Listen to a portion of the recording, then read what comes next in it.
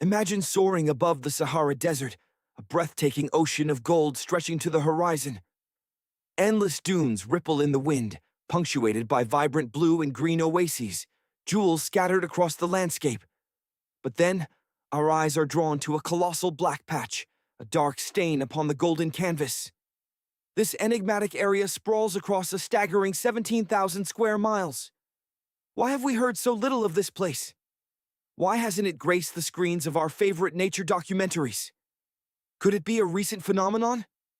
The answer, astonishingly, is no. This black spot is millions of years old, a relic of a fiery past. Let's descend from the skies and explore this geological enigma. From above, the terrain appeared deceptively flat. But as we approach, we see a landscape of stark contrasts, a rugged expanse of black hills, sharp slopes, and bizarre, towering cones that pierce the sky. Some of these formations rise to a height of over 330 feet, dwarfing even the Statue of Liberty. The highest peaks reach nearly 3,900 feet above sea level. The entire area seems scorched, as if a cataclysmic explosion or a massive fire ravaged the land. And in a way, that's exactly what happened. But the fire wasn't on the surface. It erupted from the depths below. This entire territory is a testament to the power of molten lava. It surged from the Earth's core, spreading in all directions, incinerating everything in its path. Then, another wave of lava would emerge, solidifying atop the previous layer. Over vast stretches of time, this relentless process sculpted hills, cones, and entire mountain ranges. So, this is a land dotted with volcanoes? Well, sort of. This is the Harouj volcanic field, a landscape sculpted by approximately 150 extinct volcanoes. But these aren't the classic cone-shaped volcanoes you might expect. Here, you'll find a diverse array of volcanic structures. Small vents, chimney-like formations, and even shield volcanoes. Think back to those historical epics, the movies about ancient Greece or Sparta. Remember the shields? Round, flat plates with a gentle bulge? Shield volcanoes resemble inverted versions of those shields. They don't form towering peaks because the lava that created them is remarkably fluid, possessing low viscosity and composed primarily of basalt. This lava spreads far and wide, cooling slowly. The result? Vast, sprawling structures, far wider and lower than traditional volcanoes. Some of the volcanic rocks here are ancient, dating back as far as 6 million years. The most recent eruptions occurred only a few thousand years ago, making it relatively safe to explore this surreal landscape. Or so it seems. But why are there so many volcanoes concentrated in this one area? Most volcanoes on our planet are born along fault lines, those cracks that crisscross the Earth's tectonic plates. Imagine our planet as a giant jigsaw puzzle. The fault lines are where the pieces connect. When seismic activity occurs, superheated magma bursts through these cracks, giving birth to a volcano. So, the Harouj volcanic field must be located on a massive fault line, right? Surprisingly, no. That's the enigma of this place. It's not only devoid of fault lines, but also situated far from any known tectonic boundaries. The volcanoes here have a truly unusual origin.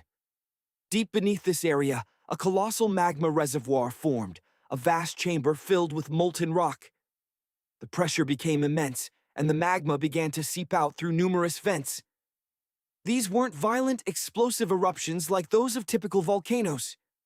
Instead, magma flowed smoothly, inexorably, transforming the landscape into a dark, coal-black vista. All the volcanoes here are now extinct. But even if one were to awaken, it wouldn't be an instantaneous catastrophe. You'd likely have ample time to escape the slow, inexorable advance of the lava flow. Now, let's journey eastward, to the heart of Turkmenistan, to the Karakum Desert.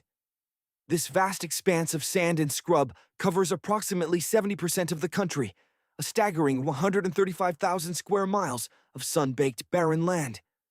You could wander for days through these scorching plains, valleys, and ridges, and still find yourself swallowed by the immensity of the desert. But if you venture to the north-central part of the Karakum, especially at night, you'll witness something truly extraordinary. From afar, a brilliant pillar of light pierces the darkness, as if a massive fire has been ignited. As you draw closer, the sight becomes even more surreal.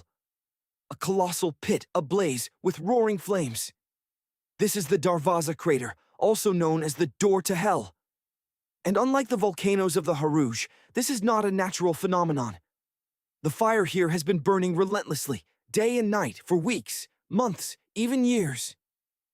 This immense pit, a constant inferno, attracts a steady stream of curious tourists. The exact origins of the Darvaza Crater remain shrouded in some mystery, but the most widely accepted explanation involves a Soviet-era drilling expedition gone horribly wrong. According to the popular account, geologists arrived here in the early 1970s in search of oil. As they commenced drilling, the ground beneath them gave way. 3 sinkholes suddenly appeared, releasing a torrent of methane gas. The sun beats down, baking the landscape to a scorching 140 Fahrenheit. Most creatures would instinctively seek refuge in cool water, defying any scientific warnings. But what created this unusual lake in the first place? The truth remains shrouded in mystery. Some experts speculate that torrential rains are the culprit. The lake, cradled within a canyon and ringed by imposing rock formations, could simply be an accumulation of rainwater after countless storms. However, a rival theory points to seismic activity. Imagine a subtle tremor, a mere ripple in the Earth's crust, causing a fracture in the bedrock above the water table. Through this newly formed fissure, subterranean water could have surged to the surface, creating the lake we see today. But if this explanation holds true, the lake's existence might be precarious. Like pulling the plug in a bathtub, even a minor earthquake could reopen those underground cracks, causing the water to drain back into the earth. So, a word of caution. If you find yourself in such a place, perhaps it's best to resist the allure of a swim in this potentially unstable radioactive lake. Now, let's journey to the sun-kissed Caribbean islands. Amidst the turquoise expanse of the sea lies a most peculiar lake, nestled on a seemingly idyllic island. At first glance, you might not even recognize it as a lake. The entire area may appear as a vast, solid platform. But be warned, stepping onto its surface could be a grave mistake. We're talking about Pitch Lake, a body of water comprised not of the familiar H2O, but of liquid asphalt. This is the planet's largest deposit of this black, viscous substance. A constant haze of steam rises from its surface, a testament to the intense heat within. The lake plunges to a staggering depth of 250 feet, enough to swallow a Boeing passenger jet standing upright. While still not fully understood, scientists believe that Pitch Lake sits atop a major fault line in the Earth's crust. Through this geological weakness, vast quantities of oil seep upwards. As it ascends, the oil undergoes a series of complex chemical transformations, ultimately solidifying into asphalt. Estimates suggest that this natural reservoir contains approximately 10 million tons of this hot, sticky material. One would assume that such an environment is devoid of life. Yet defying all expectations, a thriving colony of microbes has been discovered within the lake. These resilient organisms have somehow adapted to survive in this extreme habitat. This discovery has profound implications, suggesting that life may be possible even in the most inhospitable environments, perhaps even beyond our planet. Consider Titan, Saturn's largest moon, which boasts numerous hydrocarbon lakes on its surface. If life can emerge in a sea of molten asphalt here on Earth, then perhaps it can also find a foothold on Titan. Our next destination is the Indonesian island of Java. Here we must ascend a towering volcano to witness another extraordinary phenomenon. The volcano's slopes are carpeted in lush vegetation, yet it's clear that this is no dormant giant. Plumes of smoke billow from its crater. Reaching the summit, we are greeted not by the fiery glow of magma, but by a serene lake. The azure sky is mirrored in its vibrant turquoise surface. However, resist the urge to take a dip. This lake is filled with highly concentrated acid.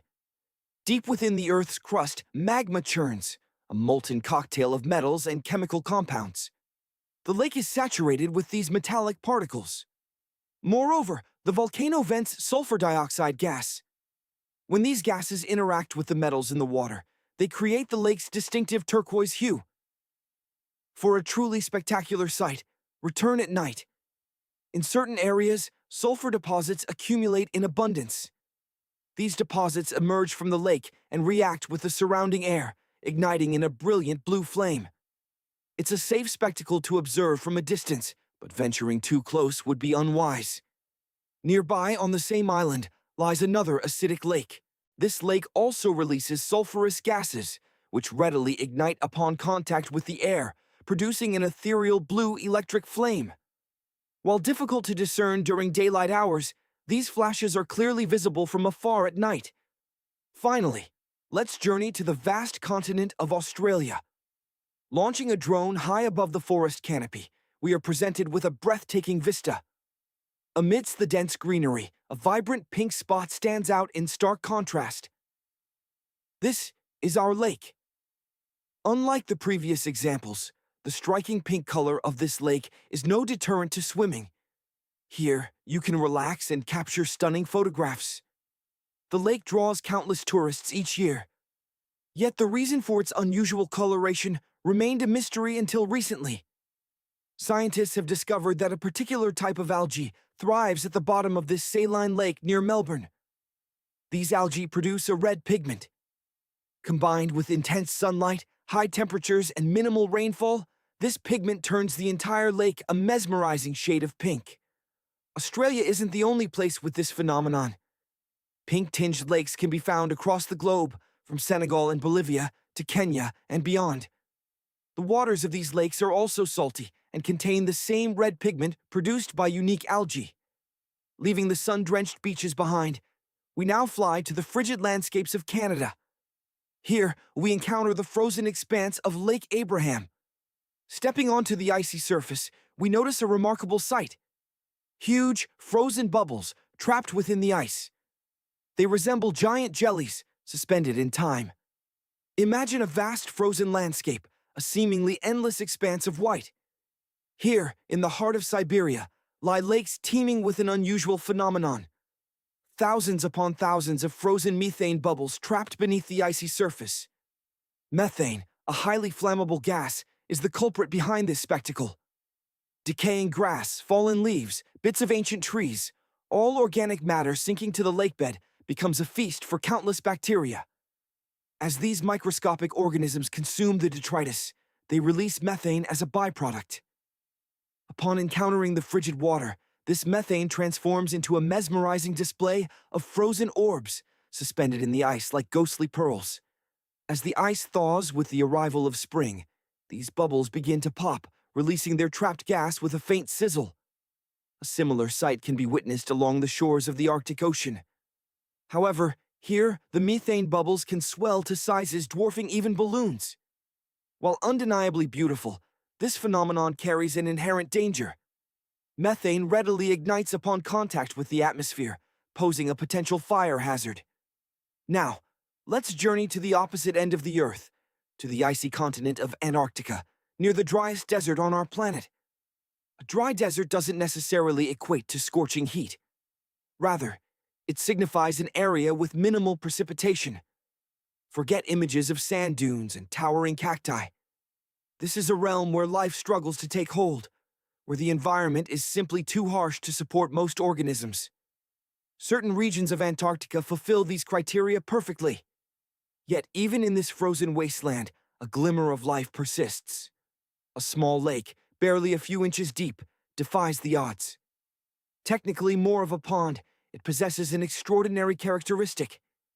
It remains liquid despite the brutal temperatures, often plummeting to 50 Brodiki, 58 Tiakuras. Under such conditions, any ordinary body of water would freeze solid. But Don Juan Pond is no ordinary body of water. It stands as one of the saltiest reservoirs on Earth. The sheer concentration of salt inhibits the water's ability to freeze.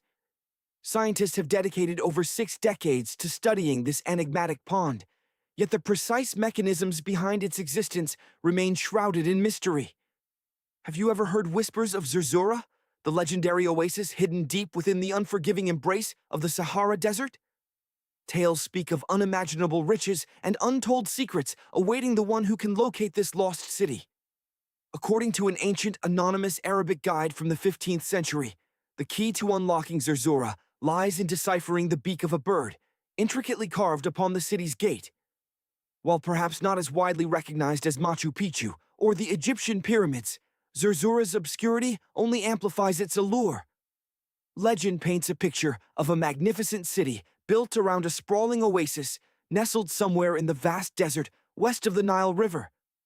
Constructed from gleaming white stone, Zerzura is said to boast luxurious houses adorned with shimmering gold decorations. One captivating story tells of a scribe who meticulously recorded the experiences of a traveler who stumbled upon Zerzura while desperately searching for his lost camel. During his arduous journey, the man found himself caught in a violent sandstorm, separating him from his companions. Lost and alone, the traveler wandered aimlessly through the desolate landscape for days. Then, as if from a mirage, two mysterious men appeared, guiding him towards the fabled city of Zerzura. The traveler describes Zerzura as a paradise, an oasis teeming with vibrant birds and built entirely of pristine white stone. The city, it is said, is guarded by giants. In 1835, the renowned English Egyptologist John Gardner Wilkinson mentioned Zerzura in one of his published works.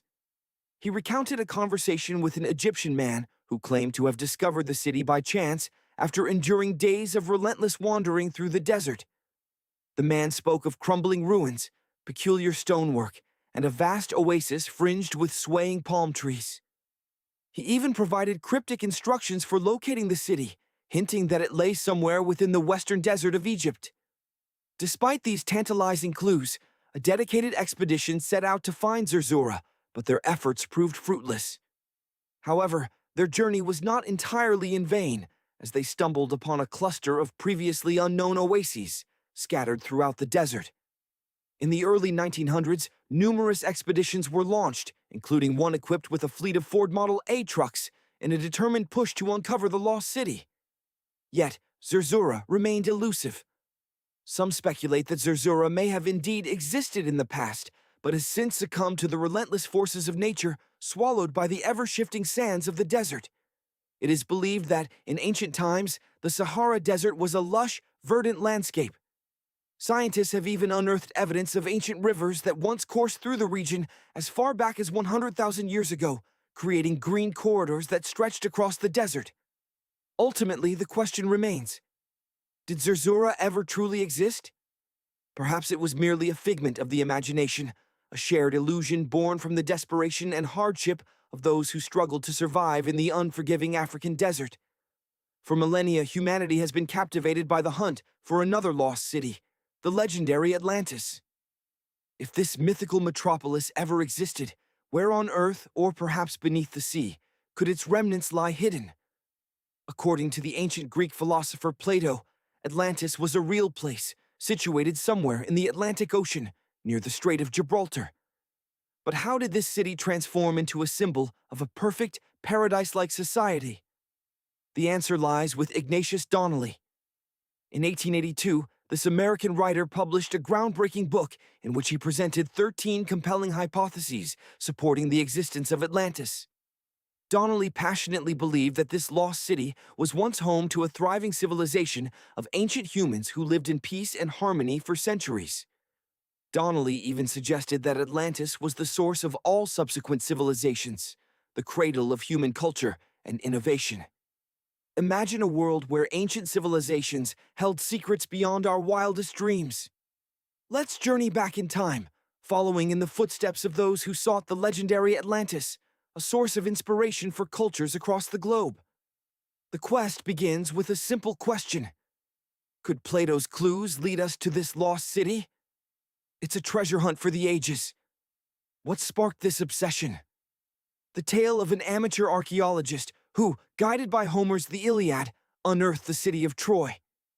If Troy was real, why couldn't Atlantis be? In the past, some even believed that America itself was the mythical Atlantis, fueled by Columbus's reports of a new world. But the true hunt for Atlantis didn't ignite until the 20th and 21st centuries. Certain individuals attempted to connect the dots between the devastating volcanic eruption on the island of Santorini and the subsequent destruction of Minoan settlements. Then, in 2018, a team of investigators boldly declared they had found concrete proof of Atlantis' existence. Their evidence? A series of mysterious circles etched into the landscape of a national park in Spain. Alas, these circles turned out to be nothing more than experimental ponds used for the study of zooplankton. The truth is, solid evidence for Plato's Atlantis remains elusive, but that doesn't diminish the thrill of the search. Now, let's turn our attention to another mythical prize, the Fountain of Youth. This isn't a lost city, but a legendary location sought by many throughout history. The desire for eternal life, or at least a significantly extended lifespan, has been a driving force for millennia. Cultures around the world have their own tales of magical waters. The Greeks spoke of a fountain that granted longevity, while legends tell of Alexander the Great discovering a river of paradise with healing powers. In Japan, hot springs were rumored to restore youth, and Caribbean locals whispered of mystical waters with restorative properties. Explorers scoured the earth in pursuit of these miraculous waters, but to no avail. Perhaps the most famous quest was that of Spanish explorer Juan Ponce de Leon. He believed he had discovered the Fountain of Youth in Florida. Ponce de Leon was a remarkable figure, having sailed with Columbus and risen to prominence in what is now the Dominican Republic. He struck gold in Puerto Rico, even becoming the island's administrator. However, when the Spanish ruler decided to replace him, he set sail for Florida, seeking both gold and the legendary Fountain of Youth. His explorations took him through the Bahamas, but neither gold nor magic water was found. He eventually landed on the shores of Florida, charting the coastline and discovering the Gulf Stream. Sadly, his final expedition turned tragic, and he was wounded. Yet, the legend of his search for the Fountain of Youth persisted.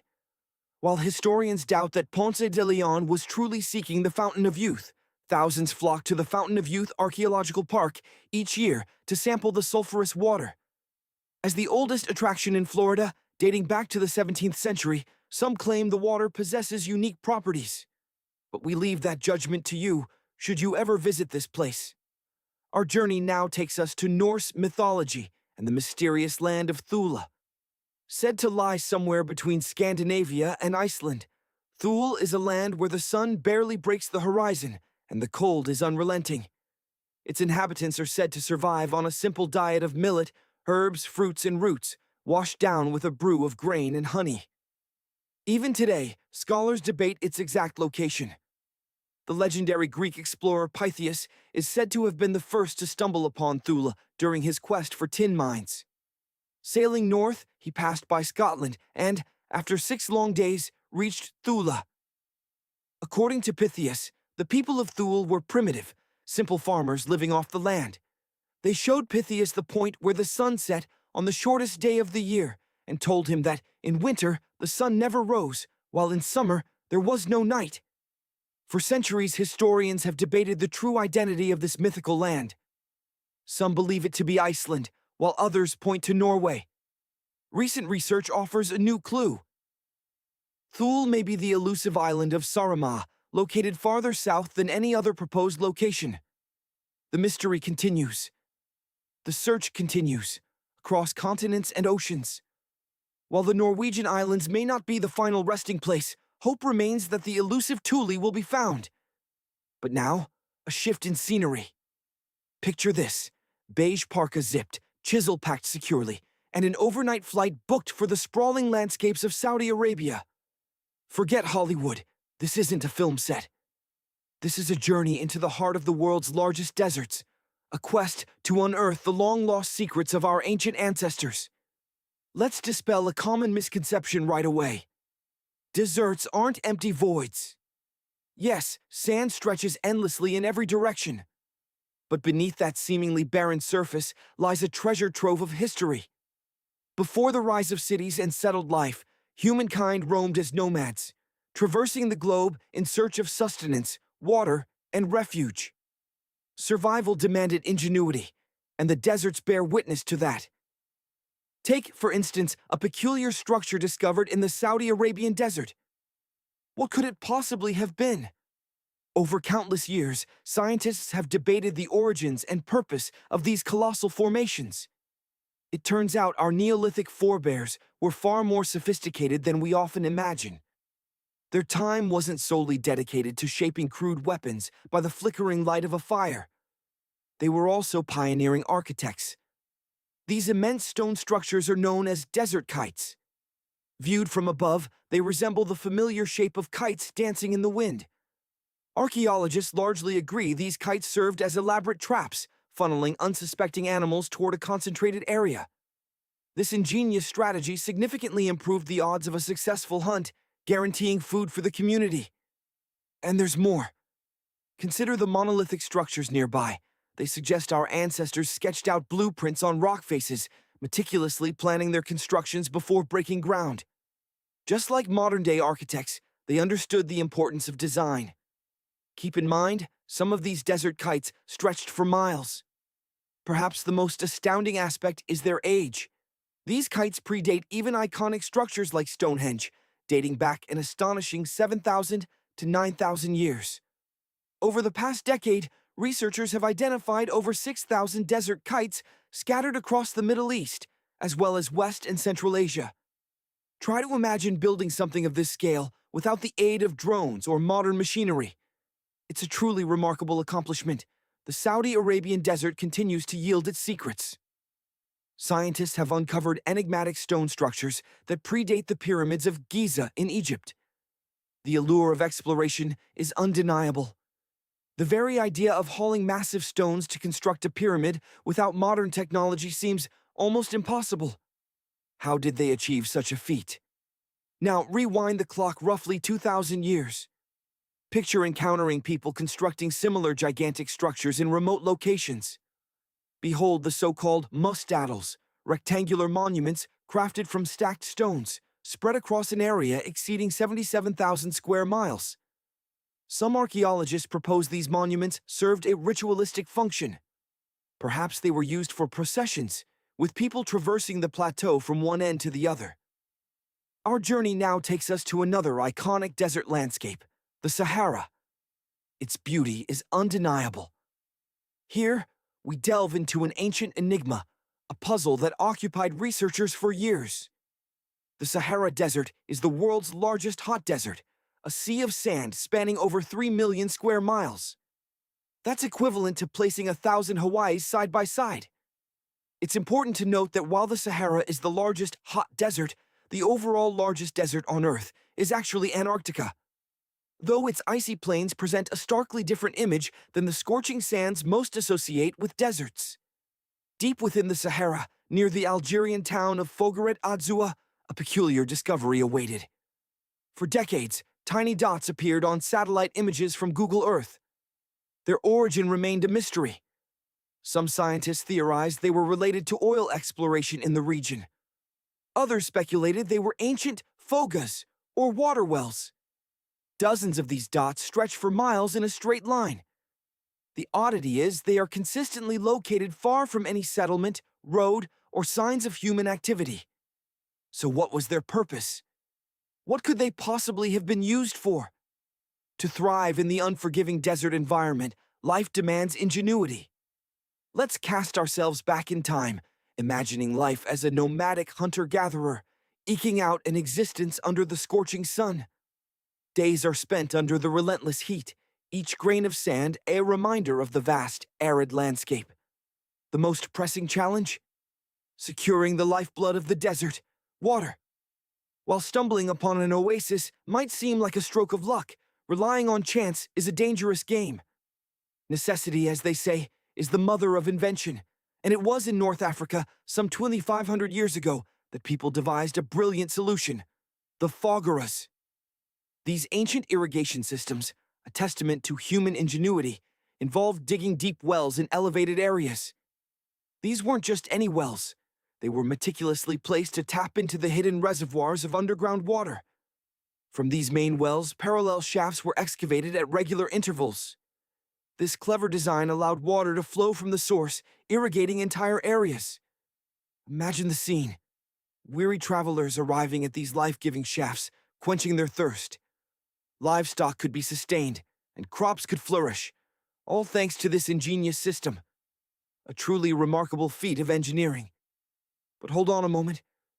What about those other holes scattered across the desert? A closer look reveals they might not be fogguras after all. These formations lack the circular shape characteristic of the ancient irrigation systems. So, what could they be? Perhaps the answer lies in the region's more recent history, specifically its oil exploration activities.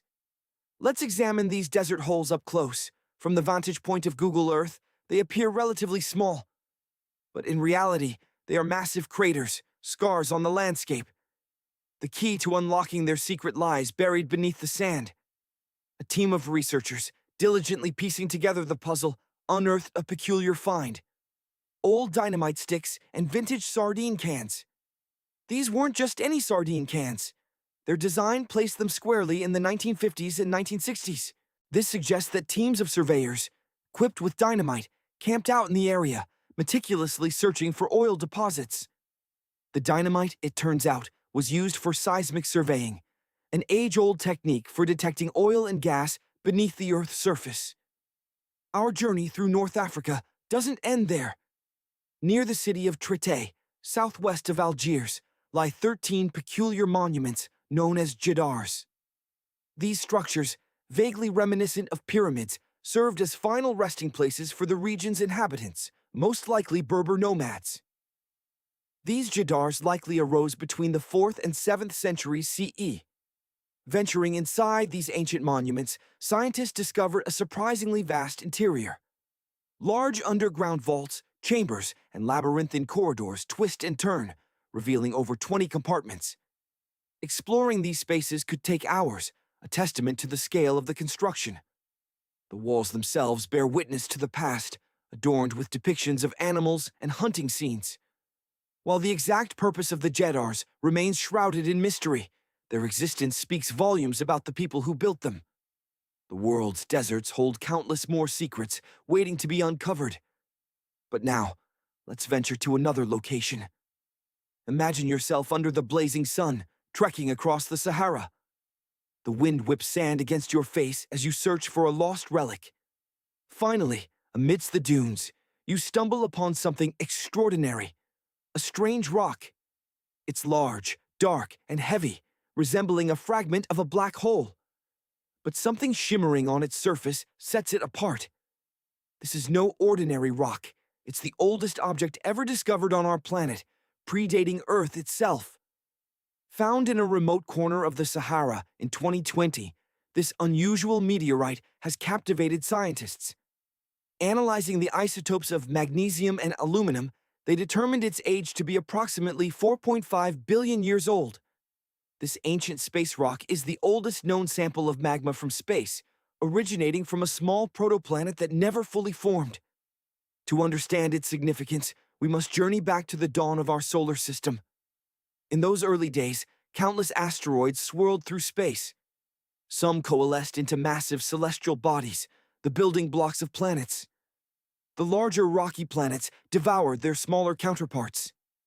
This particular rock was once part of a fledgling protoplanet, just beginning its formation.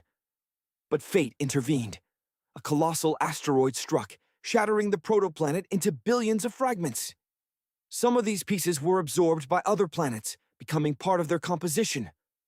Others, like the rock discovered in the Sahara, continued their lonely voyage through space until finally finding their way to Earth. Imagine a relic from the dawn of our solar system, a piece of cosmic debris that embarked on an epic journey through the vast emptiness of space. This particular fragment, after countless millennia adrift, was finally snared by Earth's gravitational pull. It plunged through our atmosphere in a blaze of glory, ultimately coming to rest in what we now know as the Sahara Desert. Discovered in 2020, this remarkable rock, weighing in at around 70 pounds, bears the scars of its extraterrestrial voyage. Erosion patterns suggest it may have arrived far earlier than its discovery date. But what makes this find truly extraordinary is its composition. It's a veritable mosaic of different meteorites fused together in a cosmic crucible. Think of it as a volcanic rock, born from molten lava that cooled, solidified, and slowly crystallized over eons. That subtle glitter you see, that's the telltale sign of this ancient transformation. Scientists are eager to unlock the secrets held within this stony traveler, hoping to gain profound insights into the very formation of our solar system. Now, let's shift our focus to the United States, where the behemoth asteroid known as the Wymute was unearthed. Spanning a staggering 84 square feet and tipping the scales at over 15 tons, that's half the weight of a city bus. This space rock is large enough for several people to stand upon its surface, but what truly sets Wymute apart is its composition. Unlike most meteorites, which are primarily rock, Wymute is forged from solid nickel and iron. Discovered in 1906, this metallic giant now resides at the American Museum of Natural History, a testament to the raw power of cosmic forces. Our journey takes us next to Namibia, the resting place of the largest meteorite ever found, Hoba. This colossal space rock is so immense, so incredibly heavy at 60 tons, heavier than a modern battle tank, that it has never been moved from its original impact site. It remains there to this day, a silent sentinel from another world. Fast forward to February 28th in southwest England. The peaceful night sky was suddenly shattered by a brilliant flash, followed by a thunderous boom that rattled windows for miles. Residents, startled from their slumber, ventured outside to find a peculiar black smudge marring their pristine lawns. They knew instantly what had occurred. A visitor from beyond the stars had arrived. The discovery was promptly reported to the British Meteorite Observation Network. And this brings us to an important point. Should you ever stumble upon a suspected meteorite, time is of the essence. Contact a geological research institution or spacey center immediately. The longer a space rock lies exposed to the elements, the more its scientific value diminishes. Rain, dust, snow, wind, and the relentless sun all conspire to erode and degrade the meteorite's surface, making it increasingly difficult to study its origins and composition. The meteorite found in England, resembling a chunk of coal at first glance, is surprisingly soft and fragile. Scientists believe it once contained frozen water, a tantalizing clue to the conditions present in the early solar system. This particular rock is believed to be a fragment of a larger asteroid that hurtled through space during the solar system's infancy. Analysis has revealed a unique combination of minerals, offering a potential Rosetta Stone for deciphering the secrets of our solar system's genesis and the very origins of life on Earth. Now, let's cross the English Channel and journey to Germany, to the unassuming town of Nördlingen. Here, hidden in plain sight, lies an ancient secret of cosmic proportions. As you stroll through the charming streets, admiring the picturesque architecture, you would never suspect that this town is built upon a foundation unlike any other. To unravel the mystery, you must venture beyond the town's borders. Climb to the summit of a nearby hill, and a breathtaking panorama unfolds. Nördlingen is nestled within a vast circular depression, a colossal pit in the earth. For centuries, the locals believed their town occupied the crater of an extinct volcano. But look closer. Observe the buildings from a certain angle, and you might notice an unusual sparkle, a subtle shimmer emanating from the very walls themselves. In the mid-20th century, a team of geologists arrived and swiftly debunked the volcanic theory. Nördlingen, they declared, was built within a massive impact crater, the result of a cataclysmic collision that occurred approximately 15 million years ago. The impact was so violent, the temperatures so extreme, that the carbon deposits within the surrounding rock were instantly transformed into microscopic diamonds. Unbeknownst to the town's builders, they were incorporating these precious stones into their structures. The locals, perhaps noticing the unusual sparkle, but never attributing it to anything significant, simply accepted it as a quirk of their environment. Today, they proudly proclaim that their town is constructed from diamonds that fell from the sky, a testament to the enduring power of cosmic events. Our journey now brings us back to the UK, but this time, our focus shifts to rocks of terrestrial origin. The enigmatic Stonehenge. This iconic monument, with its carefully arranged circles of massive stones, has captivated and baffled observers for centuries. While its purpose remains shrouded in mystery, one thing is certain: It represents a monumental feat of engineering and a profound connection to the cosmos. But Stonehenge is not alone. Just 2 miles away, another construction of equally impressive scale has been discovered: Superhenge. Even larger and heavier than its famous neighbor, Superhenge occupies a vast expanse of land. Each stone slab stands a towering 15 feet tall, roughly the height of a 2-story building.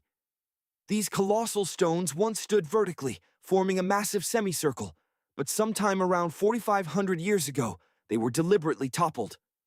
Was it the act of vandals? A ritualistic dismantling? The answer remains elusive. The fallen stones lay hidden for millennia, evading detection until recently. Scientists are still grappling with the mysteries of Superhenge, but they believe that these standing stones were once part of an even larger, more complex structure. Imagine traveling to the south of Costa Rica, a land brimming with natural wonders. Here, scattered across the landscape, we see remarkable geological formations. Giant stone spheres. Some are massive, towering over a human in height, while others resemble oversized bowling balls. What's truly astonishing is their perfectly round shape. These aren't natural formations, these are relics of an ancient civilization. Imagine the dedication, the sheer time investment. It must have taken years, generations even, of painstaking work, polishing these stones with primitive tools to achieve such flawless symmetry. These spherical monoliths are incredibly heavy, yet their shape allows them to roll with surprising ease, like a colossal basketball. Intriguingly, these stones aren't all from the same era. Some date back roughly 2,500 years. The vast majority are composed of solidified volcanic magma, a testament to the region's fiery past. But their purpose? That remains a mystery. These spheres have been discovered in various locations throughout Costa Rica, often near the ruins of large settlements. One theory suggests they were erected to symbolize the power and prestige of local rulers, serving as imposing markers of royal authority. Another intriguing hypothesis proposes that they served as astronomical tools, allowing ancient stargazers to chart the heavens and predict celestial events. Sadly, the knowledge of their true function has been lost to time, vanishing along with the civilization that created them. The secrets of the stones remain locked in the distant past. Now let's journey to another part of the world, to the arid landscapes of Peru, where we encounter perhaps an even more enigmatic archaeological wonder. Imagine yourself trekking through the desert, ascending a low, seemingly unremarkable hill. As you reach the summit and gaze down, a strange pattern emerges. The hillside is etched with lines, forming a recognizable shape. Stepping back, gaining perspective, the image resolves itself. A colossal cat sprawled across the landscape.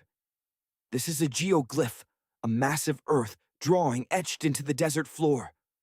This particular feline measures around 120 feet in length, roughly half the size of a modern Boeing 737 commercial airliner. Discovered relatively recently, in 2020, archaeologists estimate that this giant cat was created sometime between 200 and 100 BCE. But this giant feline isn't alone. It's part of a larger, more mysterious collection of geoglyphs scattered across the Peruvian desert. Alongside the cat, there are depictions of other animals, stylized plants, and bizarre, almost fantastical figures. The cat itself was a serendipitous find. Erosion had taken its toll over the centuries, nearly erasing the outline of the geoglyph, obscuring it from casual observation. Whew! The sun beats down relentlessly. It feels like we're roasting out here. But this reminds us that humans throughout history have battled the heat, and some of their inventions from thousands of years ago are still working today. Let's take a look at some ancient technology for staying cool. Grab a cold drink and let's see how civilizations of the past beat the heat. Speaking of ice, did you know that the ancient Persians had a sophisticated system for storing ice, even in the scorching desert? In the arid landscapes of ancient Persia, they developed an ingenious method to preserve their food. These innovative Persians discovered a clever physics trick that allowed them to create ice in the middle of the desert. They called these structures yakchal, which translates to ice pit. These weren't just simple coolers, they were essentially underground refrigerators. From the outside, a yachtchal appeared as a dome-shaped structure made of mud bricks. But inside, it was a marvel of engineering. The yachtchal utilized an evaporative cooling system that was surprisingly effective. At night, when the desert air cooled, the Persians took advantage of radiative cooling. They constructed shallow trenches and filled them with thin layers of water. This water would freeze, defying the desert heat. Beneath the dome were underground storage areas. During the day, any melted ice water would be collected and then refrozen during the colder nights, maximizing the desert's natural chill. To further enhance the cooling effect, a wall was built to shade the storage areas from the intense midday sun. But the ingenuity didn't stop there. They also employed wind catchers, known as badgers, to capture the prevailing breezes and direct them into the ice pits. Fresh air combined with ice created a powerful cooling effect.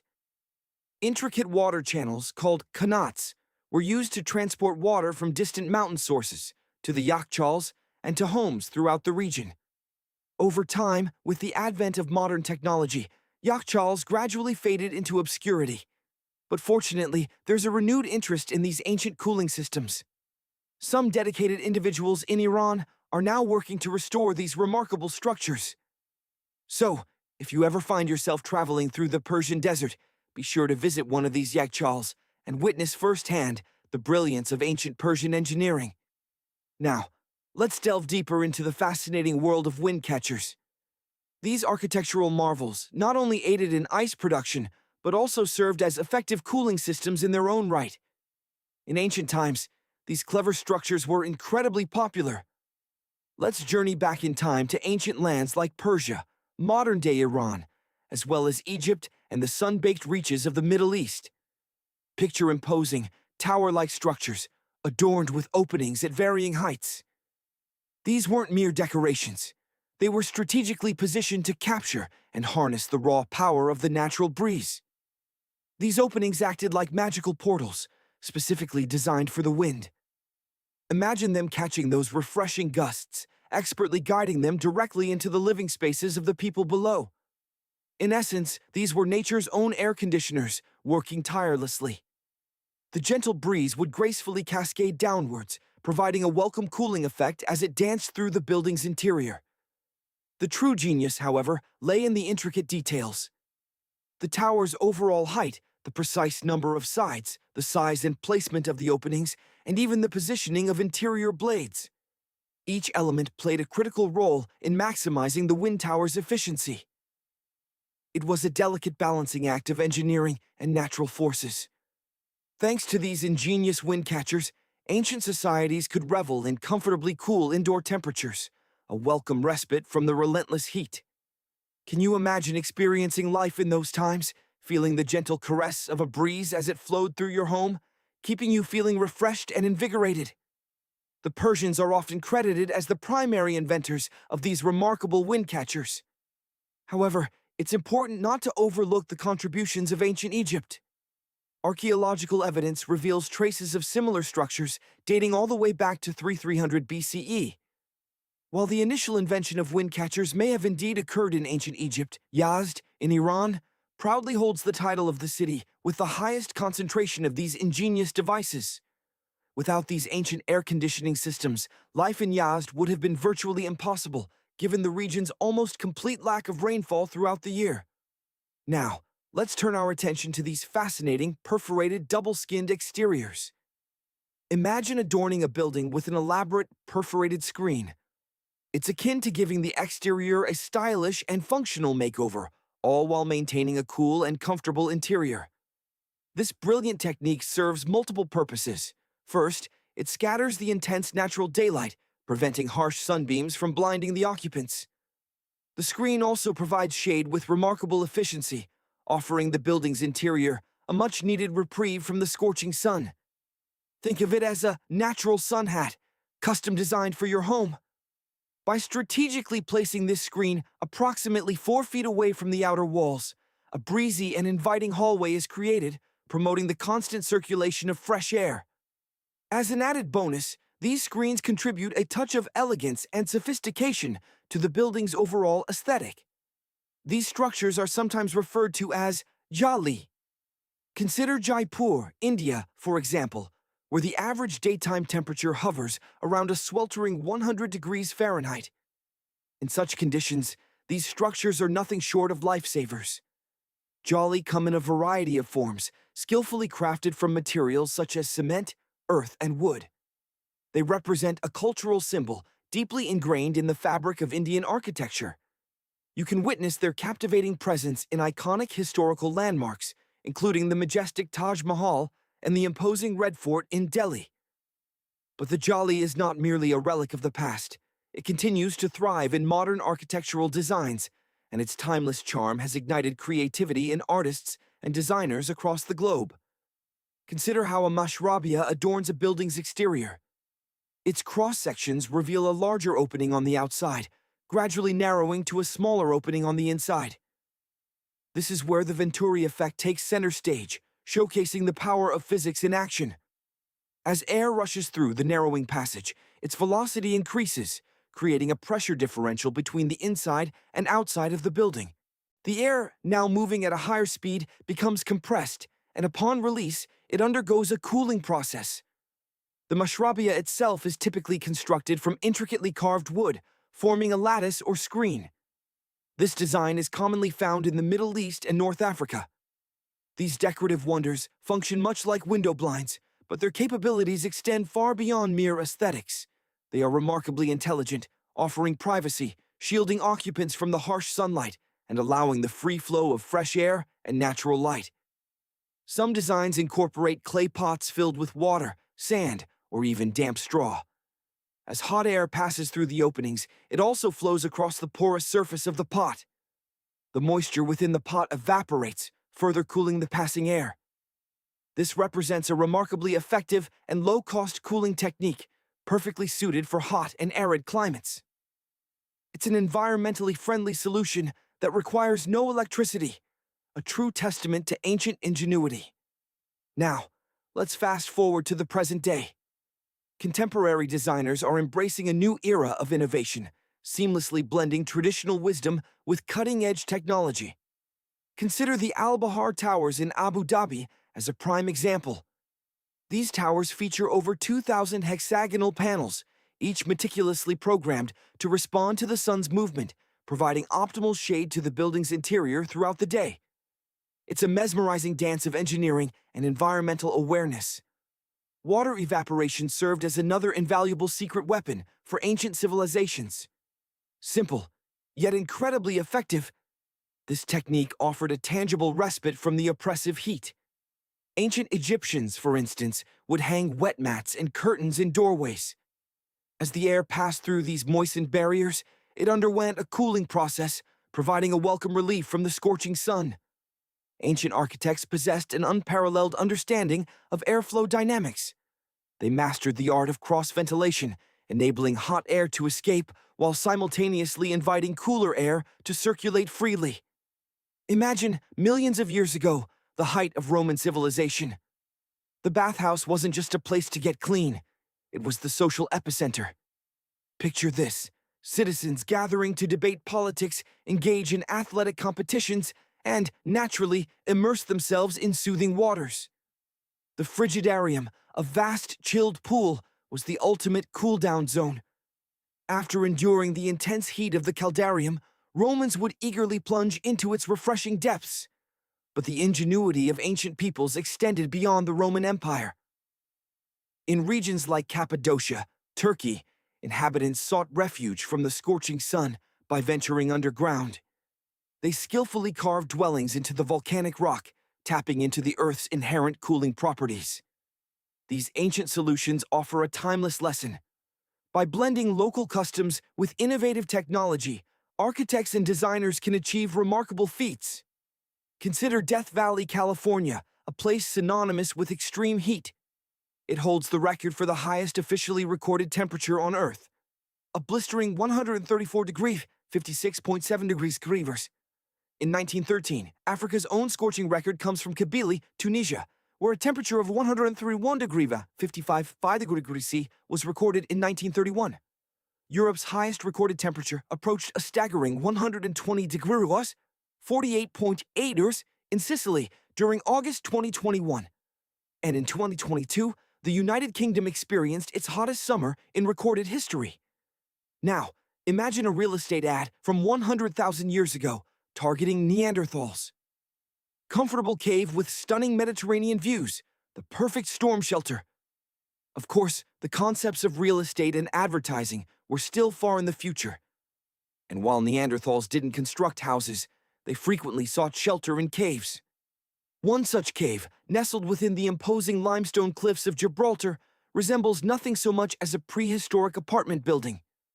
If Neanderthals had possessed an economy, these caves would have undoubtedly commanded a premium price. Discovered in 1907 by navigators who spotted a large opening in the fortified rock, this site has been under intense scientific scrutiny for decades. Researchers have unearthed ancient tools and the fossilized remains of animals, offering glimpses into Neanderthal life. But the most remarkable discovery was the network of interconnected caves, forming a residential complex of sorts. Here, Neanderthals lived in close proximity, collaborating on hunts and fishing expeditions.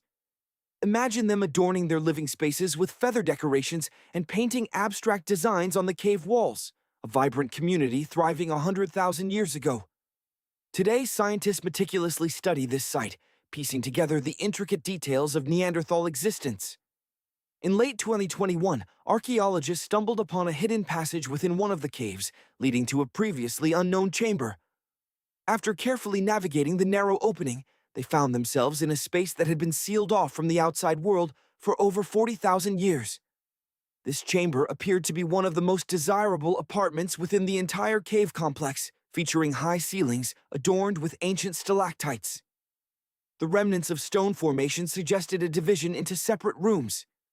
Intriguingly, while the remains of ancient animals and scratch marks were present, there was little evidence of sustained Neanderthal habitation. However, the discovery of a dog whelk shell suggests that Neanderthals did visit the chamber, perhaps for ceremonial purposes. The primary occupants of this space appear to have been hyenas. These caves provide compelling evidence that Neanderthals, while distinct from modern humans, possessed a complex way of life and even their own unique customs. The exploration continues, with scientists hopeful of uncovering further chambers and insights into this fascinating period of human history. Meanwhile, back in 2003, a separate discovery was made on the island of Flores, Indonesia. In the heart of the dense jungle, archaeologists unearthed a cave containing ancient tools. Initially, it was assumed that these tools belonged to early human ancestors. However, the discovery of an unusual skeleton challenged this assumption. Detailed analysis revealed that the skeleton belonged to an adult female, approximately 30 years old, standing a mere 3.5 feet tall, about waist-high to an average adult.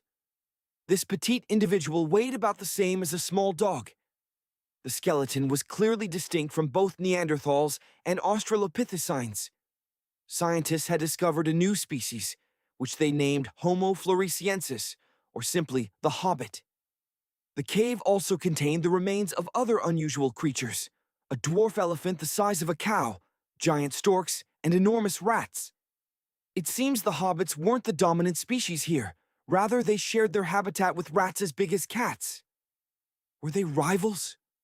Some analyses suggest that Homo floresiensis was not a direct ancestor of modern humans, but rather belonged to a separate branch of the evolutionary tree. In fact, the hobbit skeleton bears a closer resemblance to that of an ape than to modern Homo sapiens. Then, in 2009, deep within the jungles of Vietnam, archaeologists made another groundbreaking discovery. Imagine a place hidden beneath the earth, a subterranean realm of colossal proportions. We're talking about Sondung, the world's largest cave. Picture yourself venturing into its depths, your voice echoing back to you, a lingering reverberation that seems to stretch on forever. In certain sections, the sheer height of this natural cathedral rivals half the stature of the mighty Empire State Building. Its total area? Vast, exceeding the size of an entire city block in the heart of New York. Sondung is just one piece of a larger puzzle, one of 3 interconnected cave systems nestled within the jungles of Vietnam. These aren't just caves, they're intricate mazes, winding passages that conceal a hidden world. Step inside, and you'll discover unique flora, plant life that has evolved in isolation, thriving in its own separate ecosystem. It's a veritable underground jungle, a secret garden far removed from the sunlit world above. In places, the ceilings have collapsed, allowing shafts of sunlight to pierce the darkness, illuminating this surreal landscape. Adding to the spectacle are ancient stalactites, hanging like frozen waterfalls from the cave's ceiling. These limestone formations are time capsules, some dating back over 450 million years. Let that sink in. They existed long before the first dinosaurs roamed the earth. And that's not all. Rivers course through the cave, carved by rainwater filtering down from the surface. These fast-flowing streams resemble natural water park slides, beckoning explorers toward unknown underground labyrinths. The truth is, scientists have only scratched the surface, exploring a tiny fraction of this vast subterranean network. Now, let's journey to another remarkable cave, this one located in New Zealand. Here, hundreds of thousands of glowworms create a breathtaking spectacle. Each tiny insect emits a mesmerizing blue light, and together they transform the cave into a celestial wonderland. It's as if you've stepped onto another planet, a world illuminated by living stars. But your time here is limited. Sophisticated air monitoring devices are strategically placed throughout the cave. Scientists meticulously track carbon dioxide levels, ensuring the delicate balance necessary for the glowworm's survival. These creatures are incredibly sensitive to environmental changes. Too many visitors or even a prolonged stay can disrupt their habitat. Park rangers are vigilant, ready to ask visitors to leave if necessary. It's as if you're literally stealing the air from these tiny beacons of light. We've witnessed some truly extraordinary caves, but now, brace yourself for something a little more unsettling. Our next destination is the desolate Al Mahra Governorate in Yemen. We're not searching for a cave in the traditional sense. Instead, we're seeking a gaping black hole in the earth, a void in the middle of the desert. It's immense, roughly the size of a basketball court. But it's not the size that inspires fear. It's what lies within. To this day, scientists remain uncertain about its true nature. From the inky depths of this abyss emanates a nauseating stench, the unmistakable odor of rotten eggs. And sometimes, carried on the wind, you can hear strange, chilling sounds rising from below. The blackness of this colossal hole seems to devour all light. Even the most powerful flashlights fail to penetrate the darkness. Helicopters have flown overhead, equipped with drones and high-powered lenses, but they've captured nothing but impenetrable shadows. It resembles a massive ink blot staining the golden sands of the desert. The local population shuns this place, believing it to be a gateway to another dimension, a realm inhabited by malevolent entities. At present, this giant hole in Yemen remains one of the least understood and most perplexing natural phenomena on Earth. How did it form? How old is it? Where does it lead? Scientists are desperately seeking answers to these questions. One theory suggests that the hole is a consequence of geological exploration. Drilling activities in the vicinity in search of mineral deposits may have destabilized the Earth's crust, leading to a surface collapse. However, this remains just a hypothesis, lacking definitive proof. Now, let your imagination transport you to a place where sunlight hasn't touched for over 5 million years. A place where oxygen is scarce and the air is perpetually cold and damp. Yet even here, life persists. Not just microbes and bacteria, but larger, more complex organisms. The conditions within this cave are so radically different from the outside world that it's akin to discovering another planet. This is Mobile Cave, located in southeastern Romania, not far from the Black Sea. The entrance is unassuming, a small hole in the ground. A narrow tunnel descends deep beneath the surface, leading to a hidden ecosystem. Inside, hydrogen sulfide and carbon dioxide levels are dangerously high. The air contains only half the oxygen found on the surface. Humans require oxygen masks to survive here, but the cave's resident creatures are perfectly adapted. Mobile Cave is home to 48 known species, 33 of which are found nowhere else on Earth. Among these unique inhabitants are translucent insects, ghostly white snails, and spiders, millipedes adorned with enormous whiskers, and even transparent shrimp alongside unique species of leeches. Their survival depends on chemosynthetic bacteria, microorganisms that thrive in the absence of sunlight. These bacteria consume carbon dioxide and release organic compounds, forming the base of the food chain. Larger organisms feed on the bacteria, and in turn are preyed upon by even larger creatures.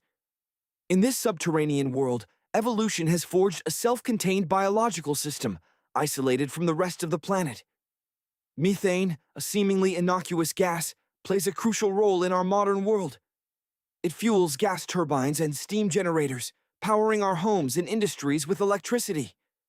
In our daily lives, it's the invisible force behind heating our homes and cooking our meals. But this common substance has a dark side. In large quantities, methane poses a hidden threat to our health. It's a silent danger, lacking both color and odor, making it difficult to detect its presence. While methane itself isn't toxic, it acts as a suffocant, potentially leading to serious physical harm if inhaled in high concentrations. Furthermore, methane leaks can wreak havoc on the environment. As a potent greenhouse gas, it contributes significantly to global warming and the greenhouse effect, driving up global temperatures and disrupting delicate ecosystems. Now, let's transport ourselves to Turkmenistan and the story of a team of geologists.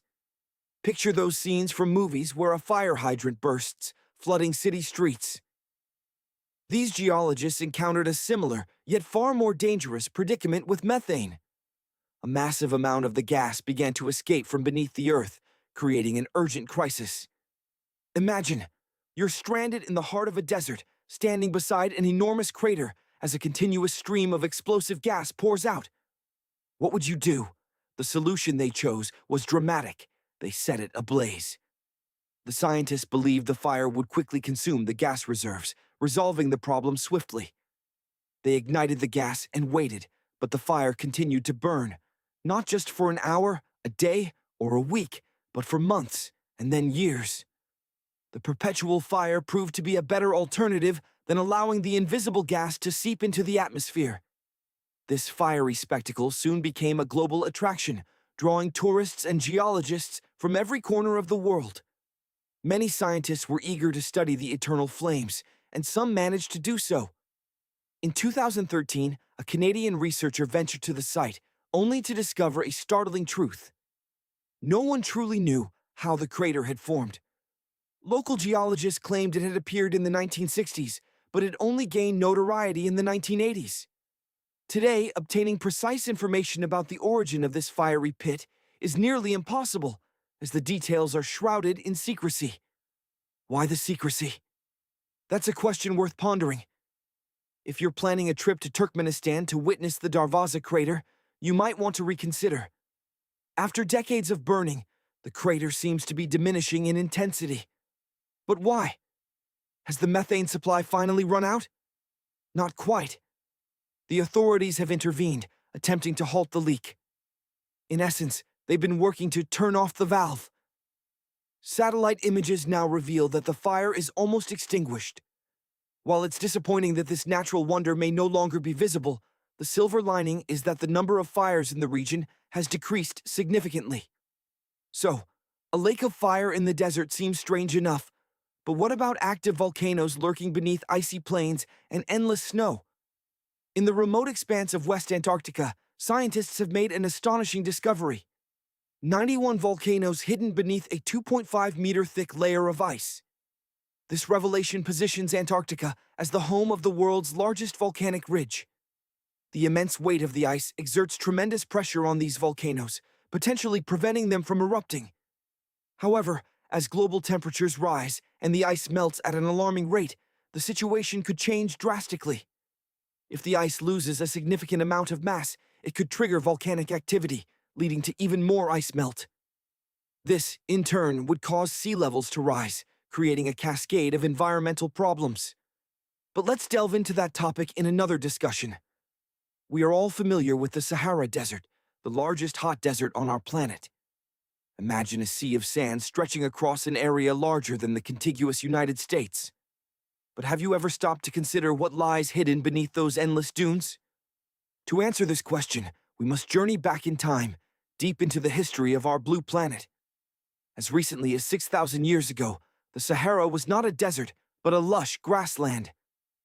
Humans thrived in this region, cultivating agriculture and transforming the landscape.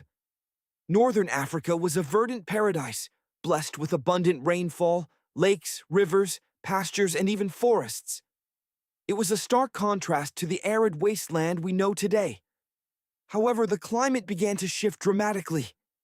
The region became increasingly dry, and vegetation started to disappear. The wind took over, carrying away the fine sediment as the plant roots that once held the ground together vanished. Over thousands of years, this transformation resulted in the familiar image of the Sahara, a vast expanse of sand and rocks stretching as far as the eye can see. But when we consider volume, only about a quarter of the Sahara is actually covered in sand. The iconic yellow sands are just one element of a much more complex story. The desert also features gravel plains, salt flats, and plateaus, a variety of landscapes. This raises an interesting question. Do we truly understand the meaning of the word desert? For geologists and other scientists who study such terrains, the defining characteristic of a desert is simple: precipitation. If an area receives little to no rainfall, it is classified as a desert, regardless of its other features.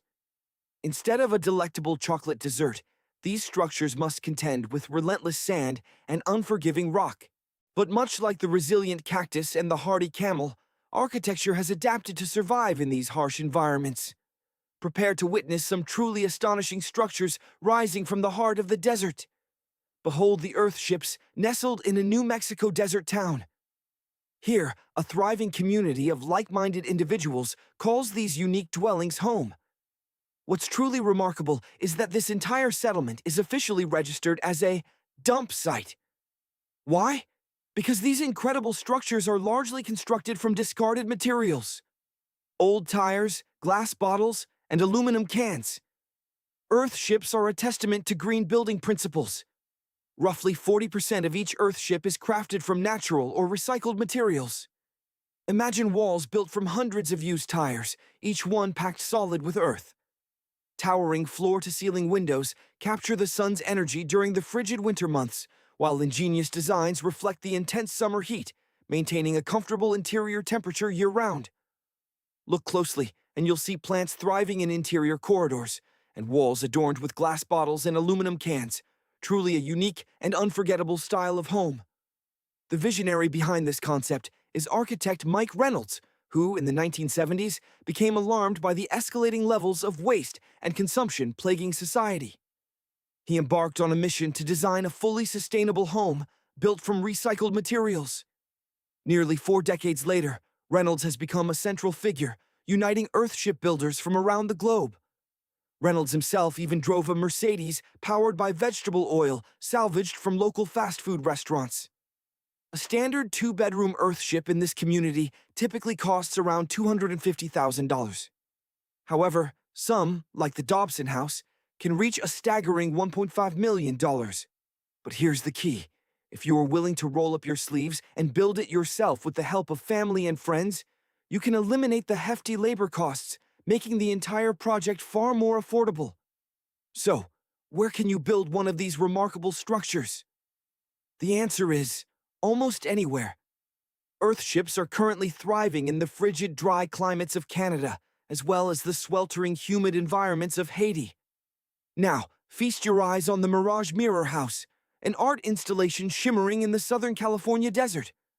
Unveiled in 2017 as part of a contemporary art exhibition, Mirage is a symphony of mirrored surfaces. This minimalist structure seamlessly blends with its surroundings, blurring the lines between art and nature. Doors, windows, and openings have been intentionally omitted, creating a truly immersive and mind-bending experience. The surrounding landscape is reflected back upon itself, creating an endless play of light and shadow. At night, distant lights dance and refract across the mirrored surfaces. During the day, the sky transforms into an ever-shifting canvas of clouds. In this house, the scenery is never static, always evolving. Prepare to be amazed by a futuristic structure rising from the heart of the desert. Architects have conceived a concept home that perfectly complements Elon Musk's groundbreaking Cybertruck. This dwelling embraces a distinctly post-apocalyptic aesthetic. The cyber house is designed to withstand any disaster scenario. Steel gates guard its entrance, the windows are armored, and the exterior walls are constructed from an incredibly robust material. The modern house is regulated by an autonomous geothermal heat pump, ensuring a consistent internal temperature regardless of the outside conditions. This sleek residence boasts an entrance specifically designed to accommodate the Cybertruck, as it served as its primary inspiration. Furthermore, the Cybertruck can be lifted to the second floor for added security. Next, we journey to Saudi Arabia to witness the King Abdullah Petroleum Studies and Research Center. This is essentially a laboratory rising from the desert sands, designed to minimize its energy footprint. The architecture incorporates intricate patterns on the walls and ceilings, drawing inspiration from the region's rich tradition of geometric forms. Our journey continues to South Africa, where we encounter the Swartberg House. Nestled near the Swartberg Mountains, on the edge of the vast Great Karoo Desert, this four-bedroom apartment features a unique temperature-regulating system. This system acts as a shield against the scorching summer heat, while serving as a sun trap during the colder winter months. Before us stands the Grand Mosque of Djenné in Mali. This towering mosque rises 52 feet into the air, an impressive feat considering it is constructed entirely from sticks and a unique blend of mud and other natural elements sourced directly from the surrounding desert. Finally, we arrive at Petra, an ancient city carved directly into the red, white, and pink sandstone cliffs of the Jordanian desert. This hidden city lies nestled among canyons and mountains. Once a bustling trade center, it now holds many secrets from the past. You've likely seen images of the treasury's magnificent facade. This awe-inspiring structure continues to baffle scientists who remain unable to fully explain how the Nabateans managed to create such a masterpiece thousands of years ago. Music. Imagine stumbling upon a lost city, an enigma etched into the desolate landscape. Somewhere in the vast expanse of the desert lies a place reminiscent of Petra, a second capital, perhaps, of the ancient Nabatean kingdom. This is Median, a treasure trove of secrets left for us to unravel. Here, over 100 ornate tombs stand as silent witnesses, accompanied by thousands of simpler graves. Inscriptions and cave drawings adorn the sandstone walls, whispering tales from a forgotten era. Picture this: a solitary wooden shack, a relic of a bygone era, stranded in the heart of Mongolia's Tangangir Desert. Utterly alone, surrounded only by endless sand, this tiny building, a mere 23 square feet, once served as a humble post office. Unvisited and forgotten for over 3 decades, its fate seemed sealed. But destiny had other plans. One fateful day, a woman named Mrs. Jang discovered this forgotten outpost. An idea sparked within her to connect businesses and individuals with the world's most isolated post office, allowing them to send letters and postcards without ever setting foot in the desolate landscape. It worked. Though physical visitors remain scarce, the desert post office thrives online. In December 2021 alone, over 20,000 letters and postcards journeyed from this remote location. Located 6 miles from the nearest road, a dedicated post truck braves the harsh terrain to collect the mail, embarking on a journey that carries these messages across the globe. Now, let's venture to Saudi Arabia, to the King Abdulaziz Center for World Culture. This architectural marvel took nearly a decade to construct, its design as captivating as its purpose.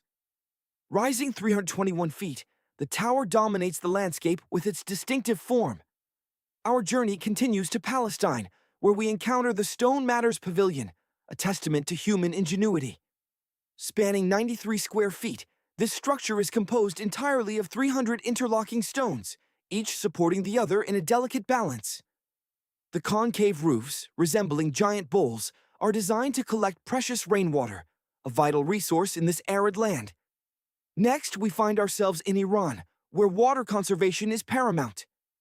Here, the evaporation rate is 3 times the global average, making the bowl-like roof design particularly crucial.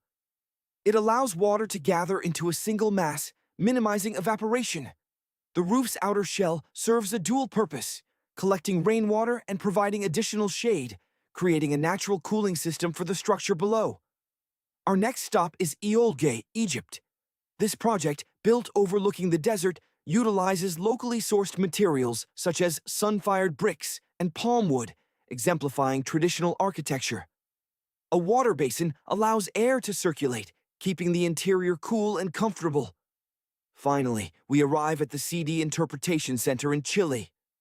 Nestled in the Atacama Desert, a popular tourist destination, this visitor center was designed as part of the infrastructure for a wind farm.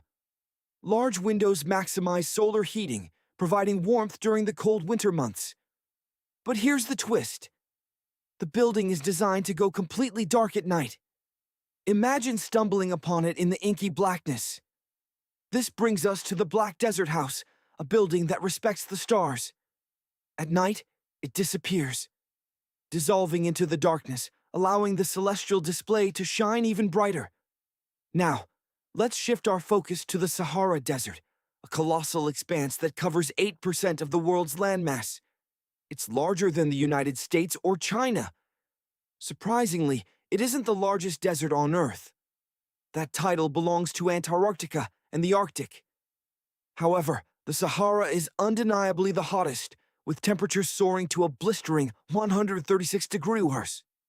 Here, we find some of the most breathtaking sand dunes imaginable, reaching heights of up to 1,476 feet. But there's a looming threat. These dunes could continue to spread, potentially engulfing the entire world. The Sahara's influence extends far beyond its borders. Powerful winds carry its dust across vast distances, reaching the UK and the European continent, particularly during winter.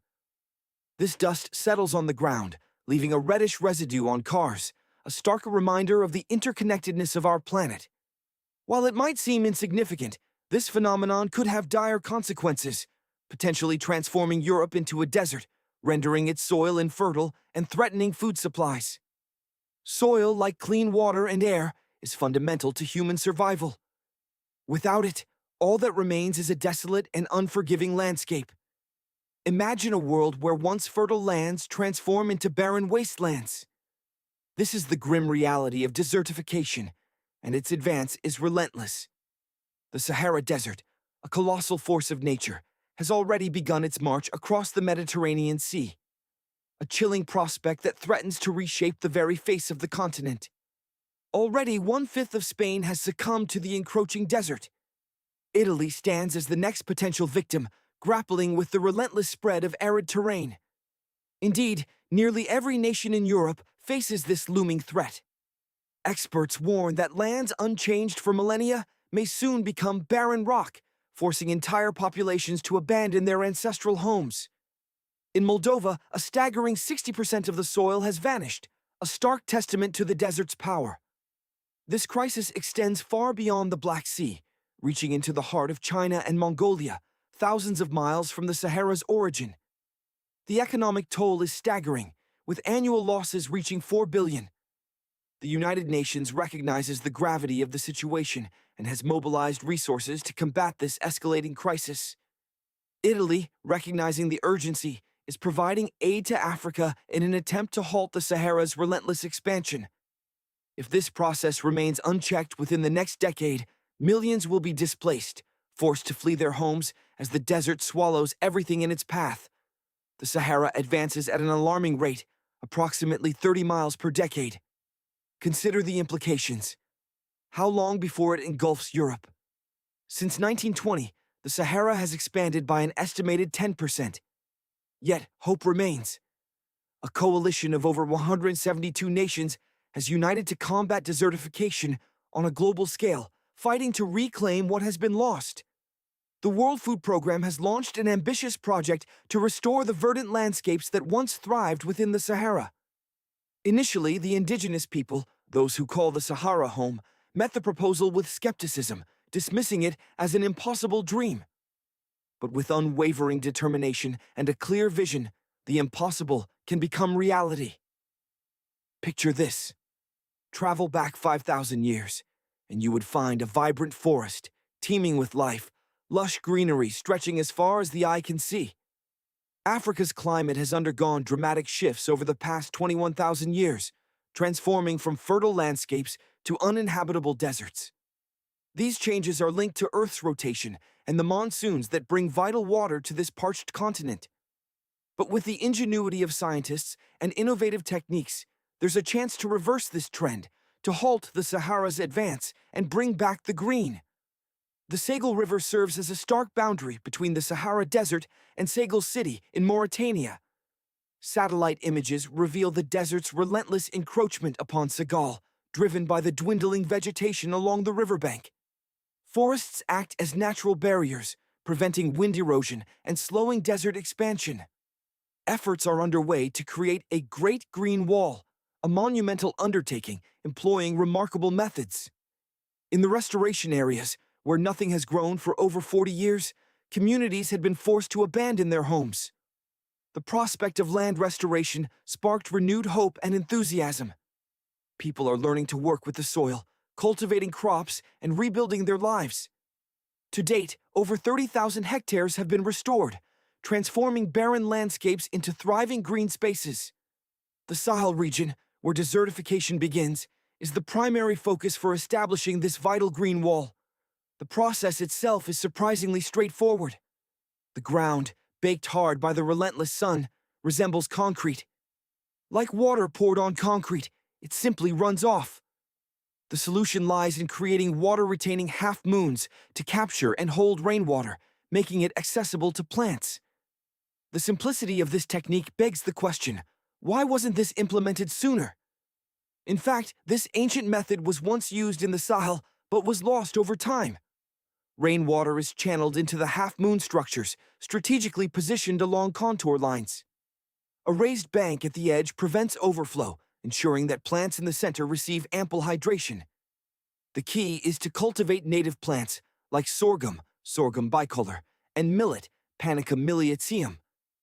Species adapted to these harsh conditions. These resilient plants have thrived for millennia, producing substantial biomass, accelerating land rehabilitation, and providing a vital food source.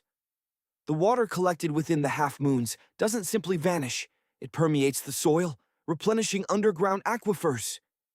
This ensures a sustainable water supply for future generations, a vital resource in this arid landscape. This ingenious planting technique, simple yet effective, offers a beacon of hope in the face of desertification. Imagine a world transforming. Once, the Sahara Desert flourished, a vibrant ecosystem teeming with life. Now, relentless heat and shifting sands dominate the landscape, but hope remains. Ambitious projects are underway, designed to reclaim the desert, to coax life back into the arid soil. We see people carefully crafting half-moon-shaped gardens. These aren't just random plots, they are meticulously planned microhabitats. Within them, life begins anew. Tomatoes, bursting with color, thrive alongside other essential vegetables, providing sustenance and a touch of green to the monochrome world. Elsewhere, groves of lemon and orange trees stand as beacons of promise.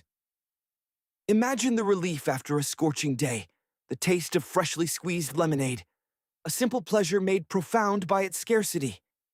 These trees do more than offer refreshment. They are guardians of the soil, their roots anchoring the earth, preventing further erosion. With luck, these small groves will expand, merging into a new forest, a verdant shield against the encroaching desert. The strategy is simple, yet profound. Mimic the natural progression of a forest.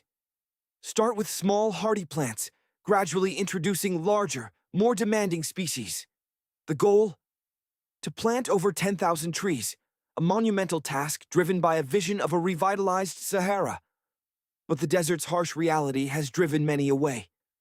After the brief rainy season, villages become desolate, ghost towns echoing with the absence of human life. People migrate to cities, seeking opportunity, or leave Africa altogether, searching for a more sustainable existence. Who can blame them? Life in the sand, where nothing grows, is a constant struggle. Yet, with the implementation of these innovative yet ancient techniques, a slow but steady return to the land is occurring. People are drawn back, inspired by the promise of agriculture, of a life rooted in the soil. And the advantage is clear. No brutal winters to halt growth. Plants thrive year-round, providing a consistent food source, a foundation for a stable community. As agriculture takes hold, communities are revitalized. People stay in their villages, fostering social bonds, creating a sense of belonging.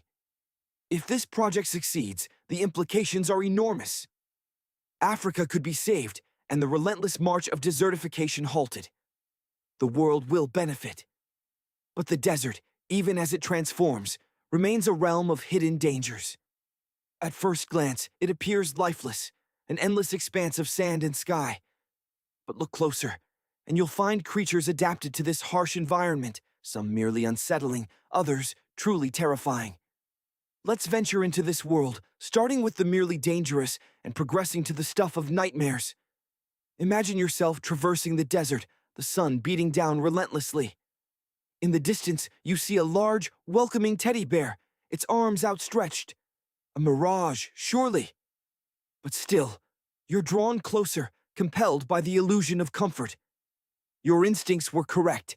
It's no plush toy, but a giant cactus, a towering sentinel of the desert. But there's something odd about it. Its branches are covered in a strange, soft fluff, giving it the appearance of a cuddly bear. Don't be fooled. This isn't fluff. It's a dense covering of thousands of tiny needles, a clear warning to keep your distance. This is the jumping cholla, also known as the teddy bear cholla, Cylindropuntia bigelovi. It thrives in the arid landscapes of Arizona and northern Mexico.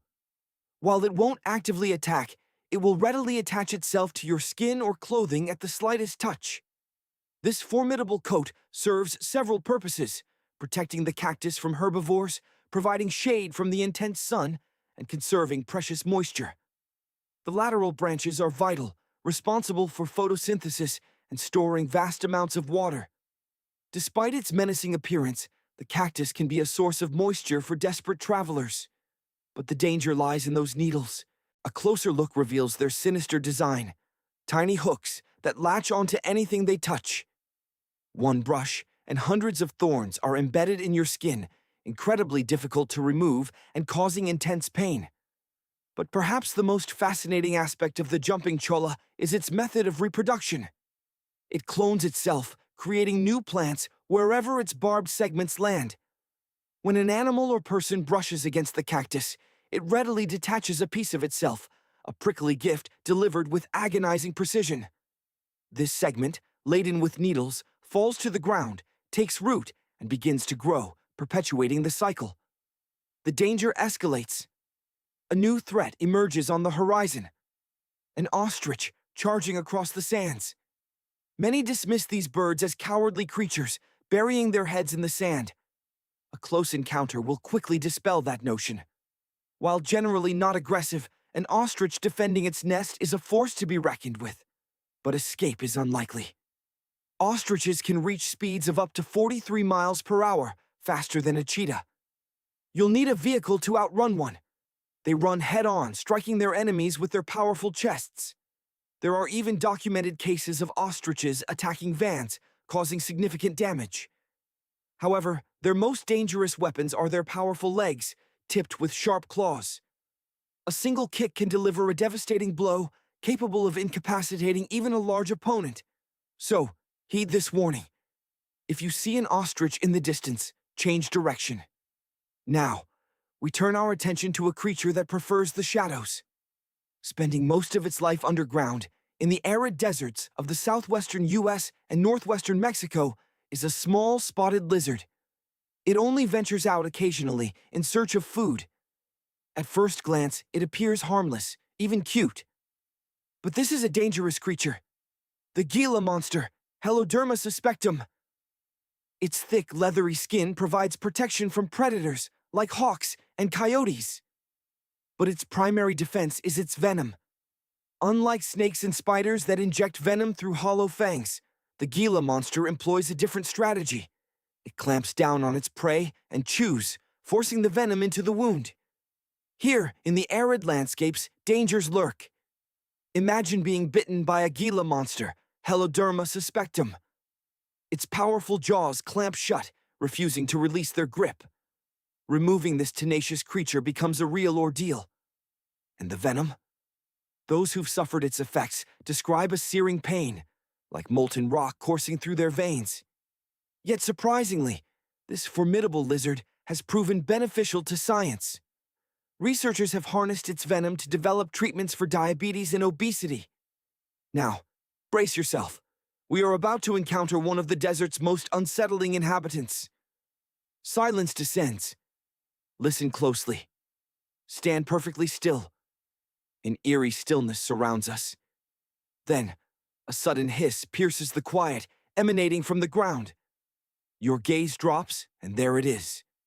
A camel spider, a massive arachnid the size of your hand, with formidable mandibles and elongated legs, lurking in the shadow cast by your very body. Panic surges. You recoil, desperate to escape this monstrous creature, but it gives chase. In this terrifying situation, try to remain calm. This predator is not interested in you, only the cool refuge of your shadow, a shield against the sun's relentless heat.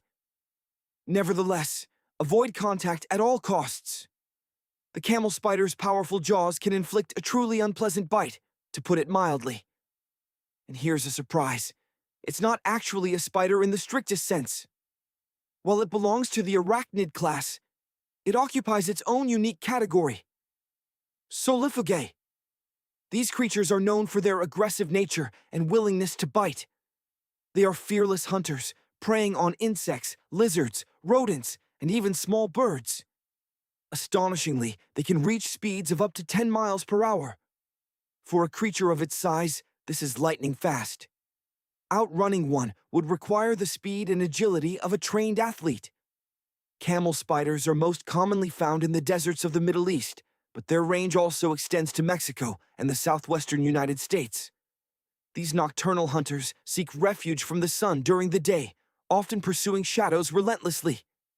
Their name comes from their habit of seeking shelter in the shadows of camels.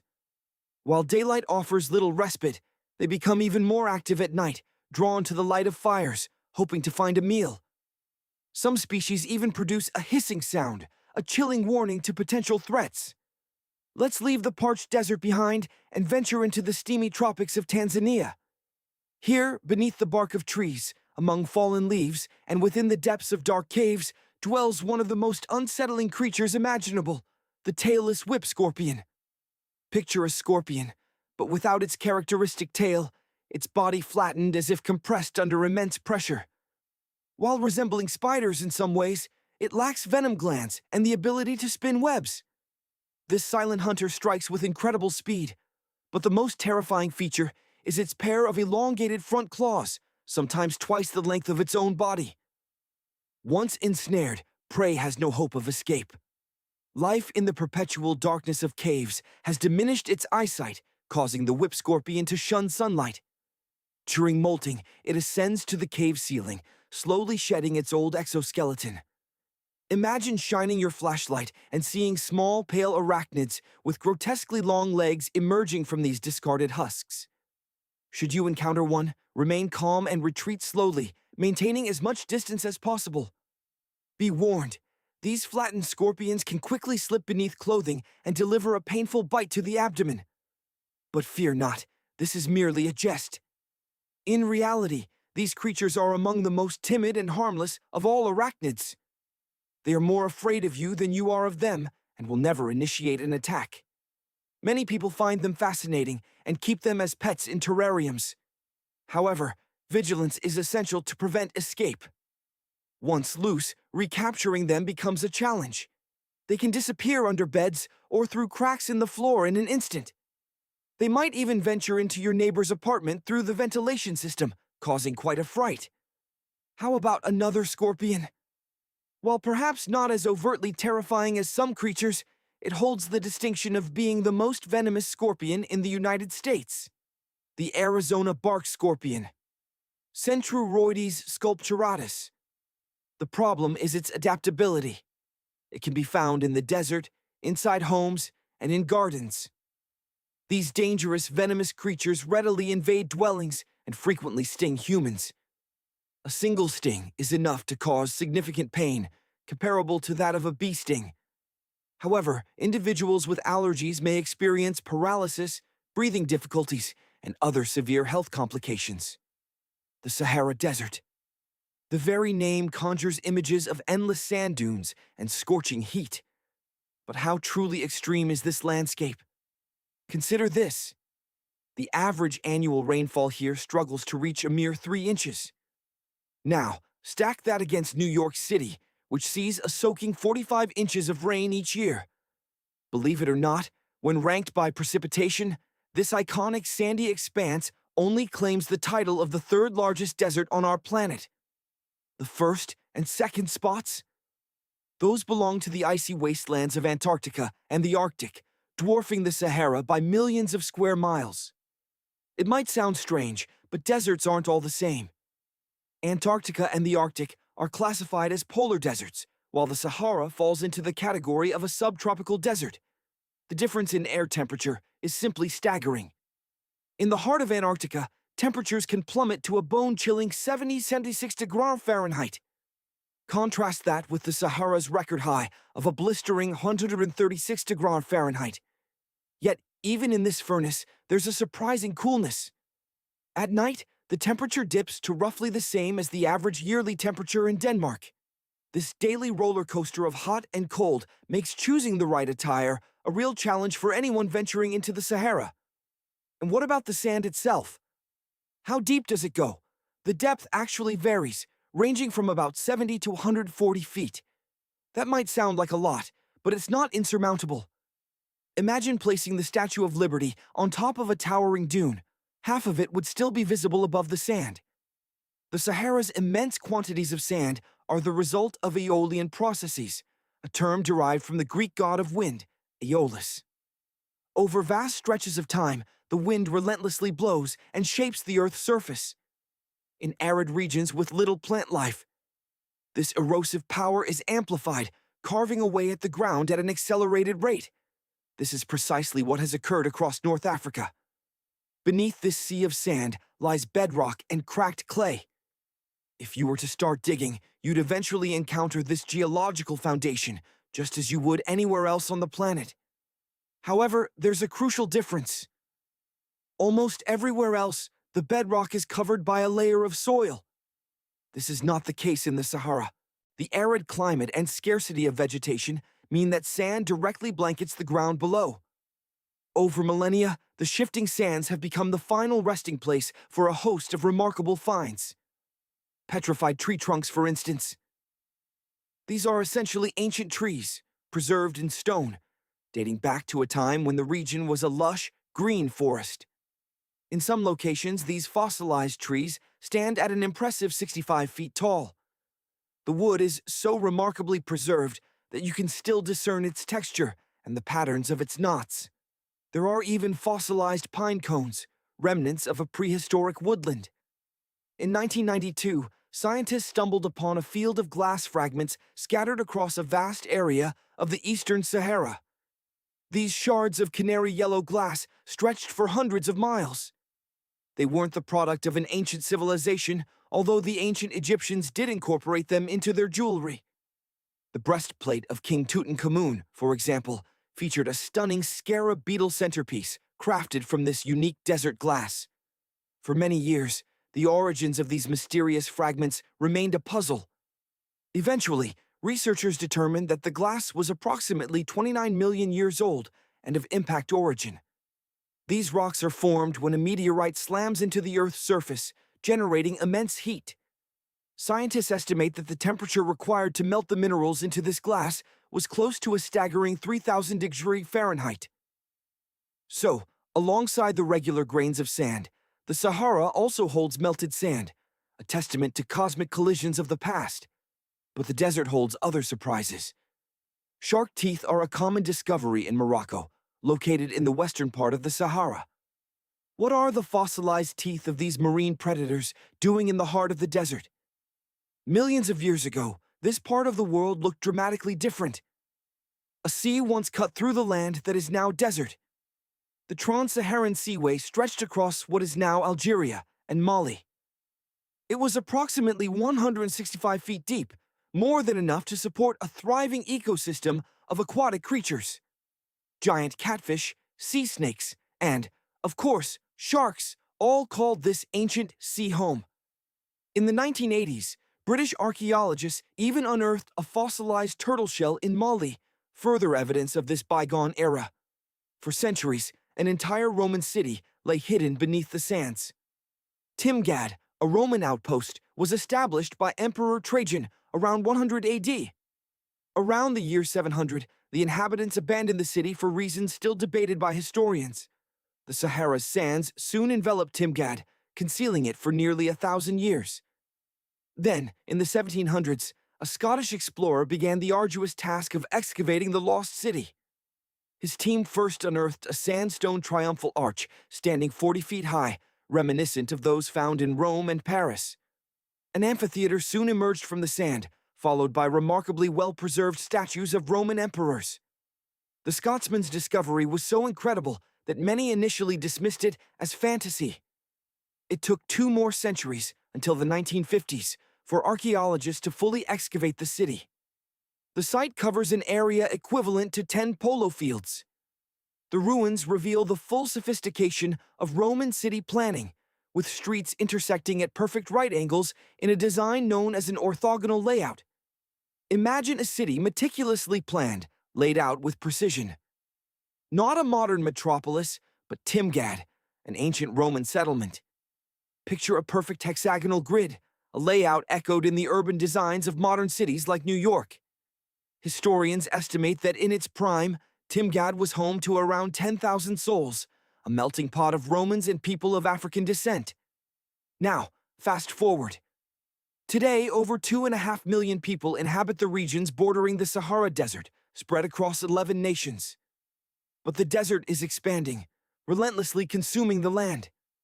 It's a slow creep, a gradual shift in ecosystems. The Sahara is already 10% larger than it was a century ago. The relentless wind strips away the soil, vegetation withers, creating the arid conditions that birth a desert. This transformation is most evident in the Sahel, a region directly south of the Sahara. In response to this growing threat, African nations have united to create the ambitious Great Green Wall Project. Their mission: to halt the desertification of the Sahel and push back the encroaching sands of the Sahara. The plan calls for planting a massive wall of trees, stretching from the westernmost point of Africa to the east. This won't just be a line of trees, but a wide swathe of forest, a living barrier against the desert's advance. The Sahara and the Sahel share a deep historical connection. Since ancient times, camel caravans have traversed this landscape, forging a trade route between Africa's Mediterranean coast and the savannas to the south. The golden age of this trade began in the 9th century. These journeys were fraught with peril, often taking months to complete. The route was 2.5 times longer than the Grand Canyon, a testament to the sheer scale of the undertaking. Even today, explorers unearth remnants of these ancient caravans, hidden beneath the shifting sands. For generations, we've believed Stonehenge to be the world's oldest observatory. But now, it faces a serious contender: Nabta Playa. Constructed over 2,000 meters away in southern Egypt, Nabta Playa predates Stonehenge and even the pyramids of Giza by thousands of years. In 1973, a Bedouin guide, while traversing the Sahara, stumbled upon a series of strange, colossal stone formations. He led American archaeologist Fred Wendorf to the site, located approximately 60 miles from the Nile. A colleague of Wendorf jokingly claims the team discovered the stones during a pit stop in the desert. Regardless of the circumstances, their discovery would rewrite history. Initially, Wendorf dismissed the stone structures as natural formations. But then, the realization struck him. This area was once a lake, meaning such rocks shouldn't naturally exist there. He returned to the site repeatedly over the decades. By the early 1990s, his team unearthed a circle of stones that seemed to align with the stars in an inexplicable manner. After 7 years of puzzling over the site's mystery, Wendorf sought the expertise of an archaeoastronomer, a specialist in how ancient cultures used the stars.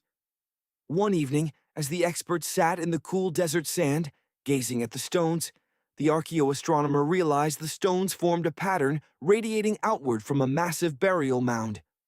One by one, as they excavated the sediment, the buried megaliths began to align like spokes on a wheel.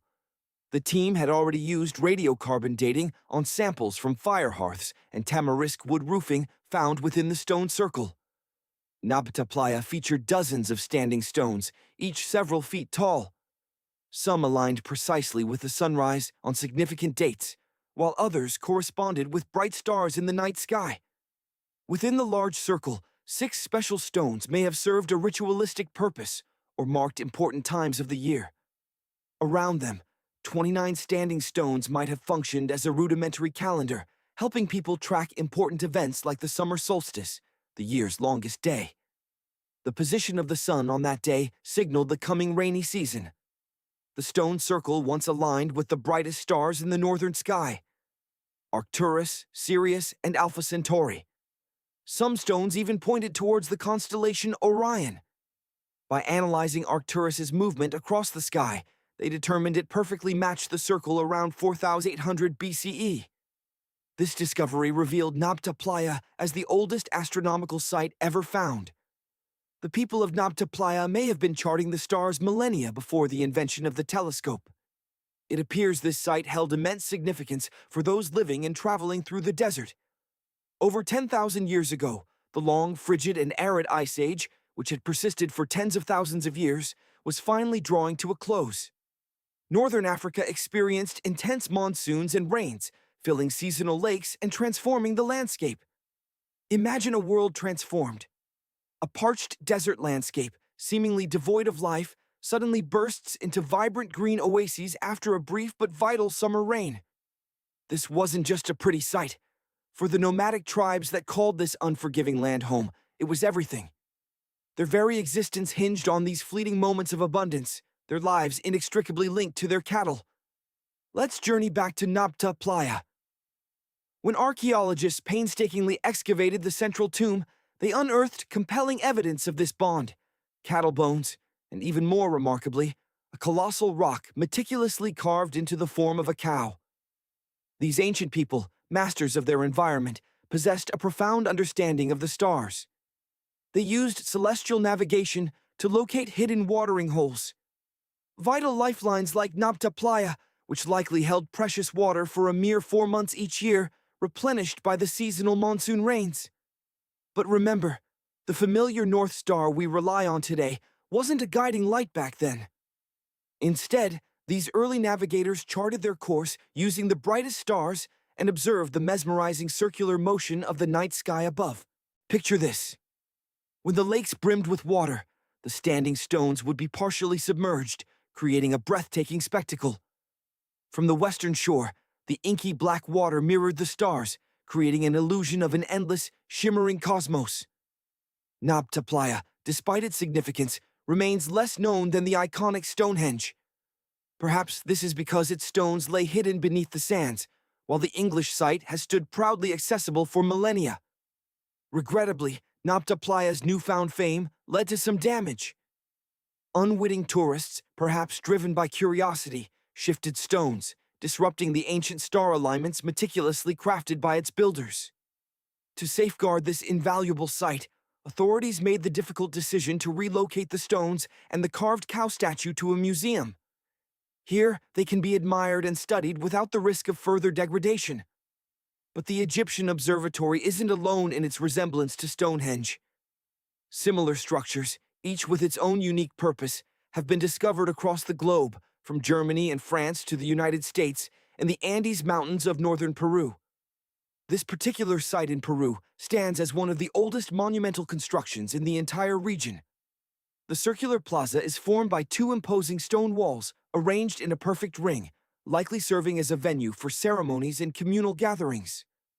Through meticulous carbon dating, scientists have determined that it was built approximately 4,550 years ago, predating both the majestic Great Pyramids of Egypt and the enigmatic Stonehenge itself. The plaza featured 2 carefully positioned entrances and a unique foundation layer composed of clay, soil, gravel, and charcoal, indicating meticulous planning and construction. Archaeologists have also unearthed ceramic fragments, quartz crystals, and gemstones at the site, further suggesting its importance as a sacred and significant place. People frequented this location for centuries, but at some point, it was deliberately sealed off, perhaps reflecting shifting beliefs and traditions. More recently, in Denmark, the remnants of a massive timber circle have been unearthed, dating back to roughly the same era and bearing striking parallels to Stonehenge. This open-air structure likely formed part of a special area where prehistoric people from the late Neolithic and early Bronze Age convened for rituals and ceremonies.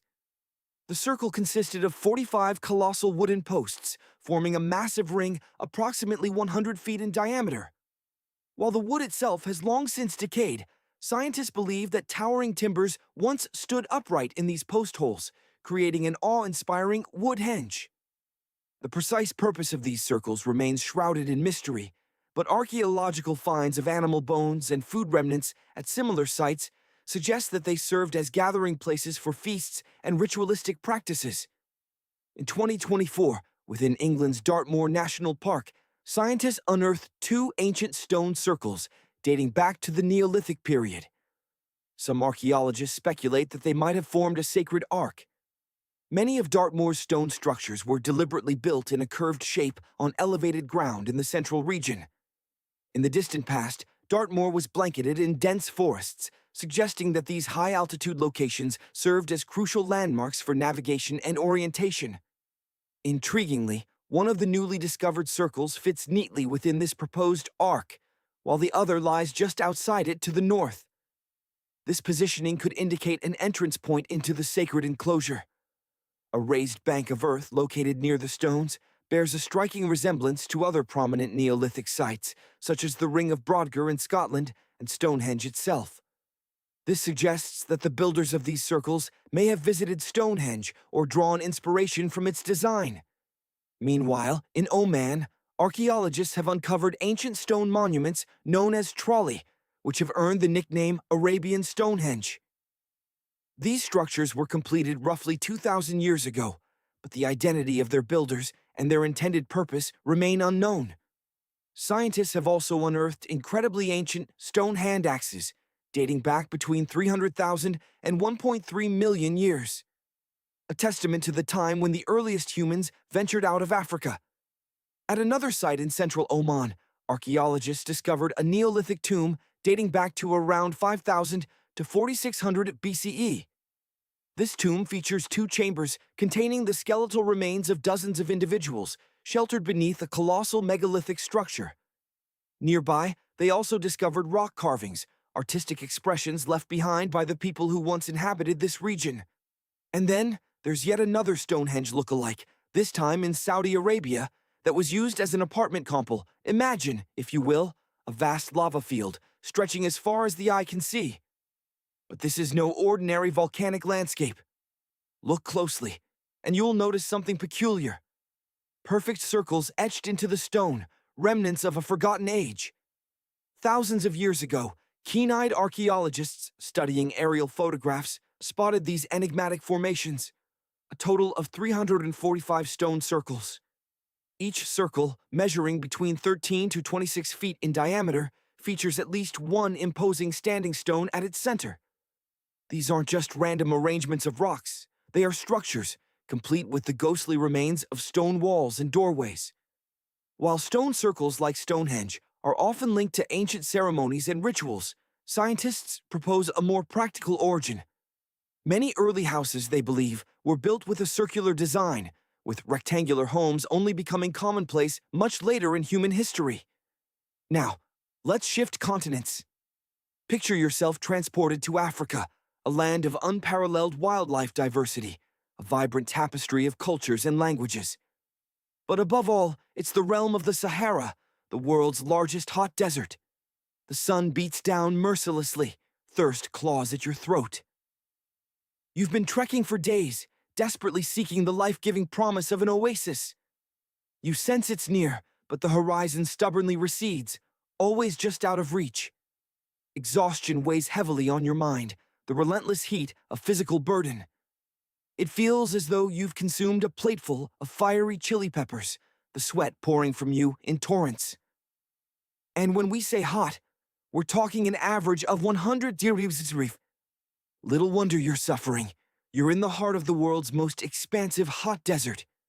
It's important to note, we say hot desert, because the largest desert landscapes on Earth are actually the frigid expanses of Antarctica and the Arctic.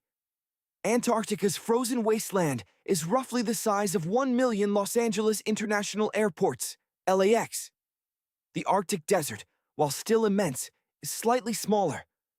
For those unfamiliar, the Sahara Desert dominates northern Africa, stretching from the Atlantic Ocean to the Red Sea.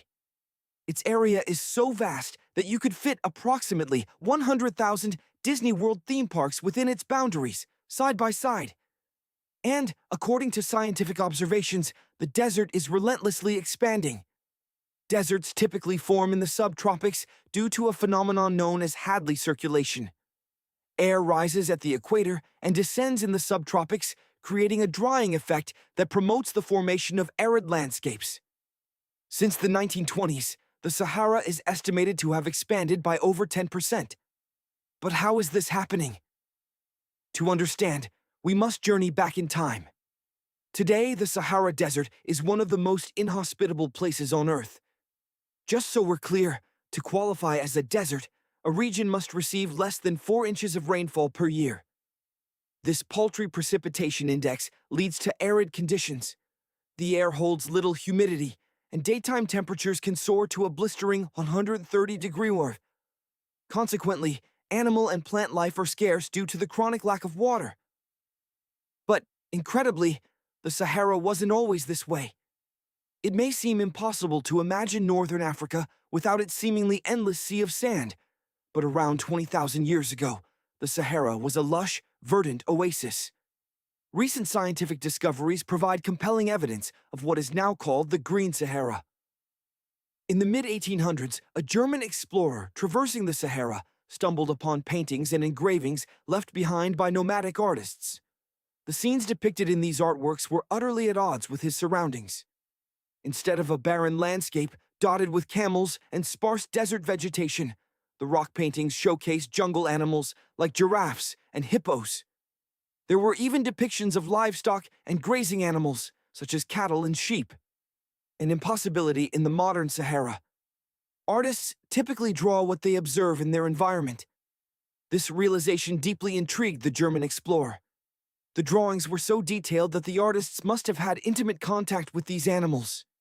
This remarkable rock art is scattered across the northern part of the African continent, from Western Sahara to Saudi Arabia.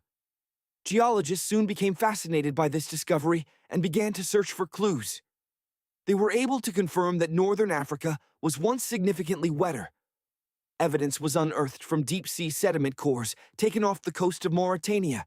These samples of underwater sand and mud, known as Saharan dust flux, revealed that a green Sahara was indeed a reality. The amount of dust blowing off the desert and settling on the ocean floor is directly related to the climate of the region. The sediment cores showed that during the humid period, there was significantly less dust, only half as much, emanating from northern Africa. This humid period is linked to Earth's natural cycles. Normally, the Earth rotates at a tilt of 23.12 degrees. However, this angle is not constant. It varies over time. Earth's tilt dictates the amount of sunlight each hemisphere receives, which in turn profoundly impacts various ecosystems. Imagine, millions of years ago, a very different Earth. During what we call the time of the Green Sahara, our planet basked in significantly more sunlight, between 4% and 8% more, than it receives today. Picture that intense energy bathing the landscape. Now, fast forward to about 20,000 years ago. The Earth's axis tilted, shifting the balance. The northern hemisphere found itself directly in the sun's path for longer periods. This change dramatically altered humidity levels across the region. As the land masses of the northern hemisphere began to warm, a chain reaction was set in motion, profoundly impacting the rhythm of monsoon activity, especially the West African monsoon. Monsoons are colossal wind systems that dictate a region's rainfall and humidity.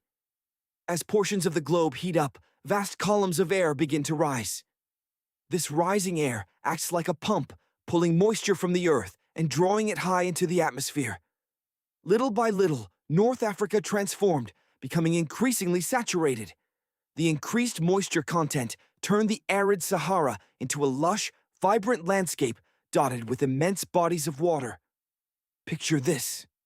Vegetation exploded across the landscape, and the plants, unlike the bare sand, held on to the precious moisture.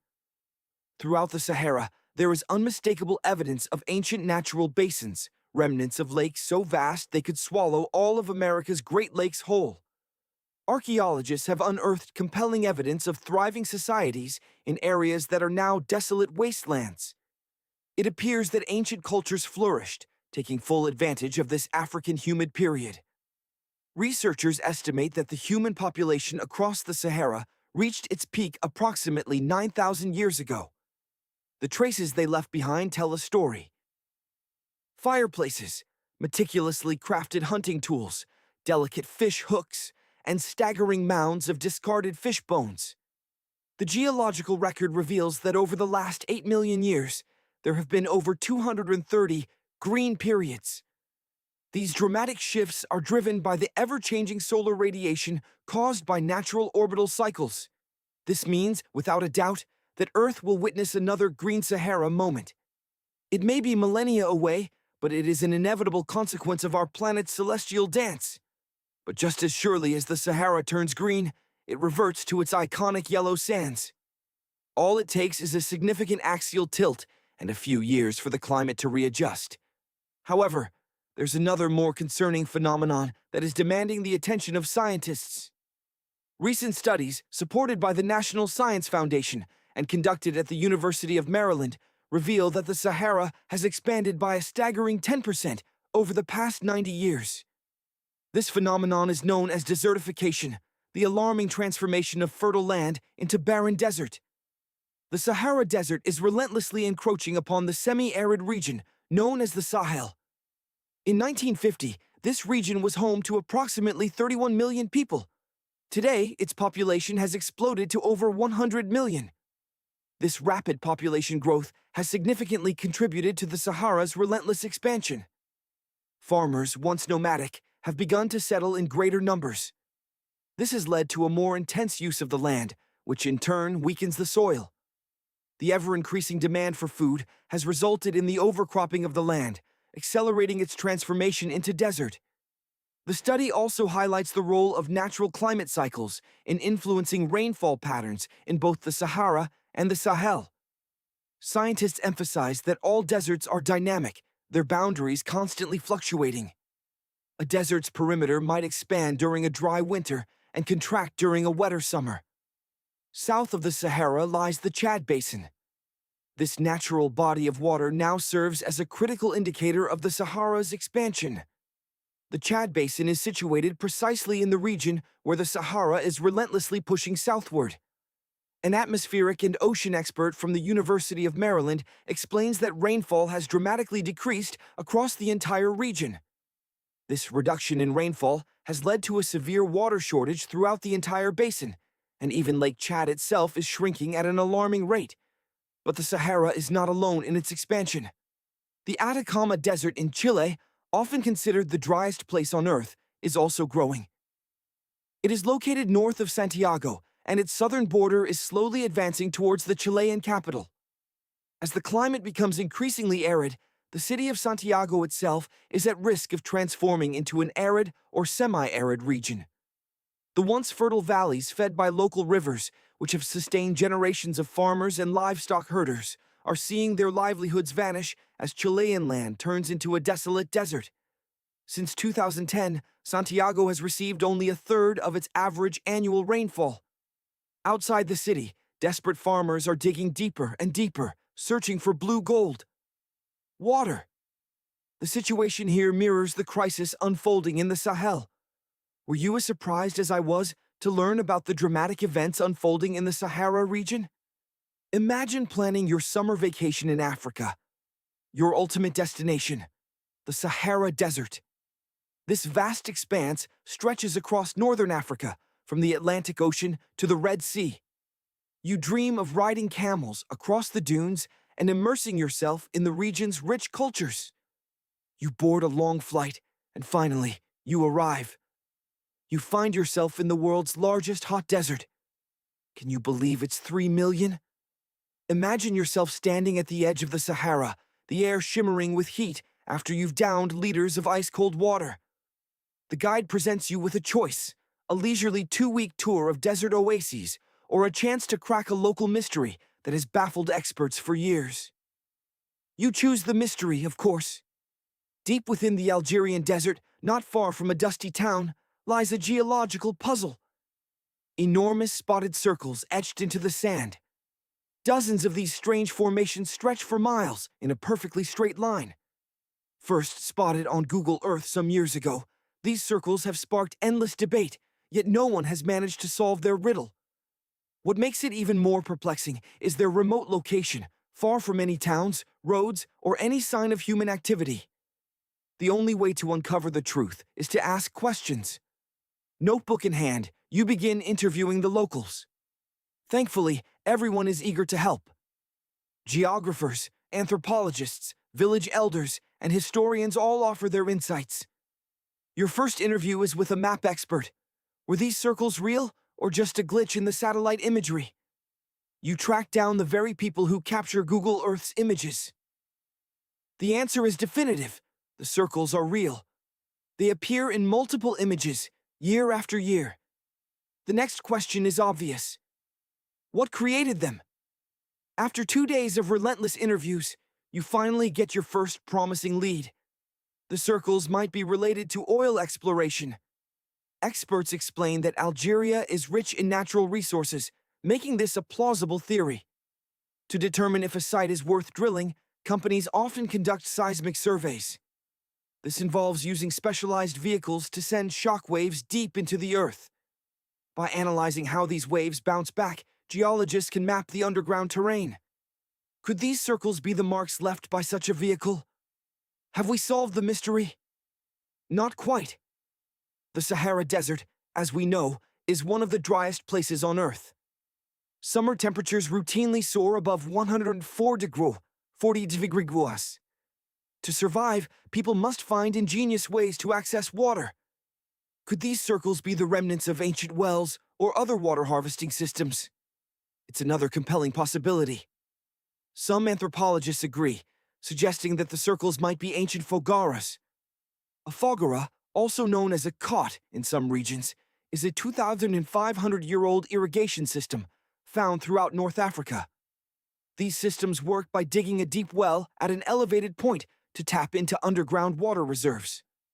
Parallel shafts are then dug at regular intervals, connected by an underground channel that carries water to a settlement, using only gravity. This ancient technology provided water for crops, livestock, and of course people. These wells would have created man-made oases, allowing life to flourish in the harsh desert. Even the name of the closest municipality, Fogaret-Essoya, seems to hint at this connection, deriving from Fogares, the ancient wells. This lead seems promising. You decide to see for yourself. Hopping on a local bus, you sit back and take in the scenery. The landscape of northern Algeria is dotted with ancient-looking towns. Along the way, you even spot the ruins of wells on the outskirts of smaller cities. Consulting Google satellite images, you can see the telltale markings of knuts, a series of holes stretching for miles across the landscape. But upon arrival, your hopes are dashed. Dale Lightfoot, one of the world's leading experts on knuts, explains that the circles are definitely not knuts. Satellite images confirm the difference. The circles run in straight lines and are perfectly circular, unlike the more irregular patterns of knuts. Also, there are no towns at the end of these lines. Knuts were built specifically to supply water to human settlements, while these circles are far from any signs of civilization. It was a good try, but you refuse to give up. You decide to embark on one more field trip. Days of preparation follow. Arranging pickup trucks, packing food and equipment, all in the hope of finally solving the mystery of the Sahara circles. On the first day, you drive over 99 miles, 160 kilometers into the desert. You're struck by the desolate beauty of this landscape. As far as the eye can see, there are nothing but mustard yellow dunes. But the night sky is breathtaking. With no light pollution, the stars blaze with an intensity you've never seen before. You can see the entire Imagine stepping into a time machine, not to witness history unfold, but to become a part of a paleontological expedition. You've meticulously planned this adventure, poring over maps and geological surveys. The excitement is palpable as you set up camp beneath a breathtaking canopy of stars, the Milky Way blazing across the night sky. But the tranquility is short-lived. As dawn breaks, a sense of unease settles in. No cell service. A modern nightmare. Thankfully, foresight prevailed. You'd painstakingly saved the coordinates of those enigmatic desert circles to your Google Maps, and the offline mode proves a lifesaver. You follow the digital breadcrumbs, but a nagging feeling creeps in as the directions seem off. Doubts begin to surface. Was this all a fool's errand? Undeterred, you and your team pile into the vehicle, pushing past the suggested coordinates. The ride becomes increasingly jarring, a bone-rattling test of endurance. Then, cresting a rise, the landscape opens before you, and you can scarcely believe your eyes. Etched into the ochre sand is an enormous crater, the centerpiece of a bizarre formation surrounded by 12 smaller, evenly spaced holes. From a distance, it resembles a clock face, forever frozen in time. On the ground, the circles are subtle, almost imperceptible. You could easily miss them. As you begin to explore, a common thread emerges. Each hole contains remnants of metal, thin, corroded wires that stubbornly cling to the earth. They're buried deep, and as you begin to excavate, an ominous shape starts to materialize. Uh-oh. It appears to be old dynamite. A wave of apprehension washes over you. Prudence dictates a halt to the digging, lest you trigger a catastrophic accident. Despite the unsettling discovery, a sense of accomplishment lingers at the end of the survey. Yet, the questions only deepen. What was the purpose of all this dynamite? And who was responsible for burying it here? As you trudge back toward the car, something catches your eye. A glint of metal reflecting the harsh sunlight. Curiosity piqued, you approach cautiously. It's a round, rusty object, vaguely resembling a sardine can. What could it be doing in the middle of nowhere? Could this unassuming artifact hold the key to unlocking the mystery of the Sahara circles? On a hunch, you pocket the can and head back to civilization. Back in the city, the pieces of the puzzle begin to fall into place. You present your photographs and the sardine can to a panel of local experts. After careful analysis, they deliver a surprising verdict. Your initial hypothesis was closer to the truth than you imagined. But why did you need to dig deeper? Because that first guess was only half right. The Sahara circles are not a direct relic of historical seismic surveying. The technology simply didn't exist when these circles were created. However, they are undeniably linked to oil exploration. The dynamite-filled holes represent an antiquated method of prospecting for subsurface resources. The circles are the lingering fingerprints of surveyors searching for black gold beneath the sands. And the sardine cans? Simple sustenance, discarded by the workers who braved the harsh conditions to conduct the blasting operations. Based on the can's design, this activity likely occurred sometime in the 1950s and 1960s. These circles, it turns out, aren't ancient at all, more like modern relics, relatively speaking. You've successfully unraveled another desert mystery. But now, imagine another journey. This time, you're stranded under the relentless glare of the desert sun, your supplies dwindling. Water becomes a precious memory. With each labored step, you feel your strength ebbing away until you finally collapse. Then, a glimmer of hope. A small pond shimmering in the distance. Is it real, or just a cruel mirage? Too weak to stand, you crawl toward it, desperation fueling your every move. The water seems to be getting closer, but not because of your efforts. The pond is expanding, inexorably engulfing the surrounding landscape. Within minutes, you find yourself immersed in a newly formed lake, plunging to depths of 60 feet, where moments before, there was only arid desert. This astonishing event actually happened in 2014 in the Tunisian desert. The exact date remains shrouded in mystery, as the region is sparsely populated.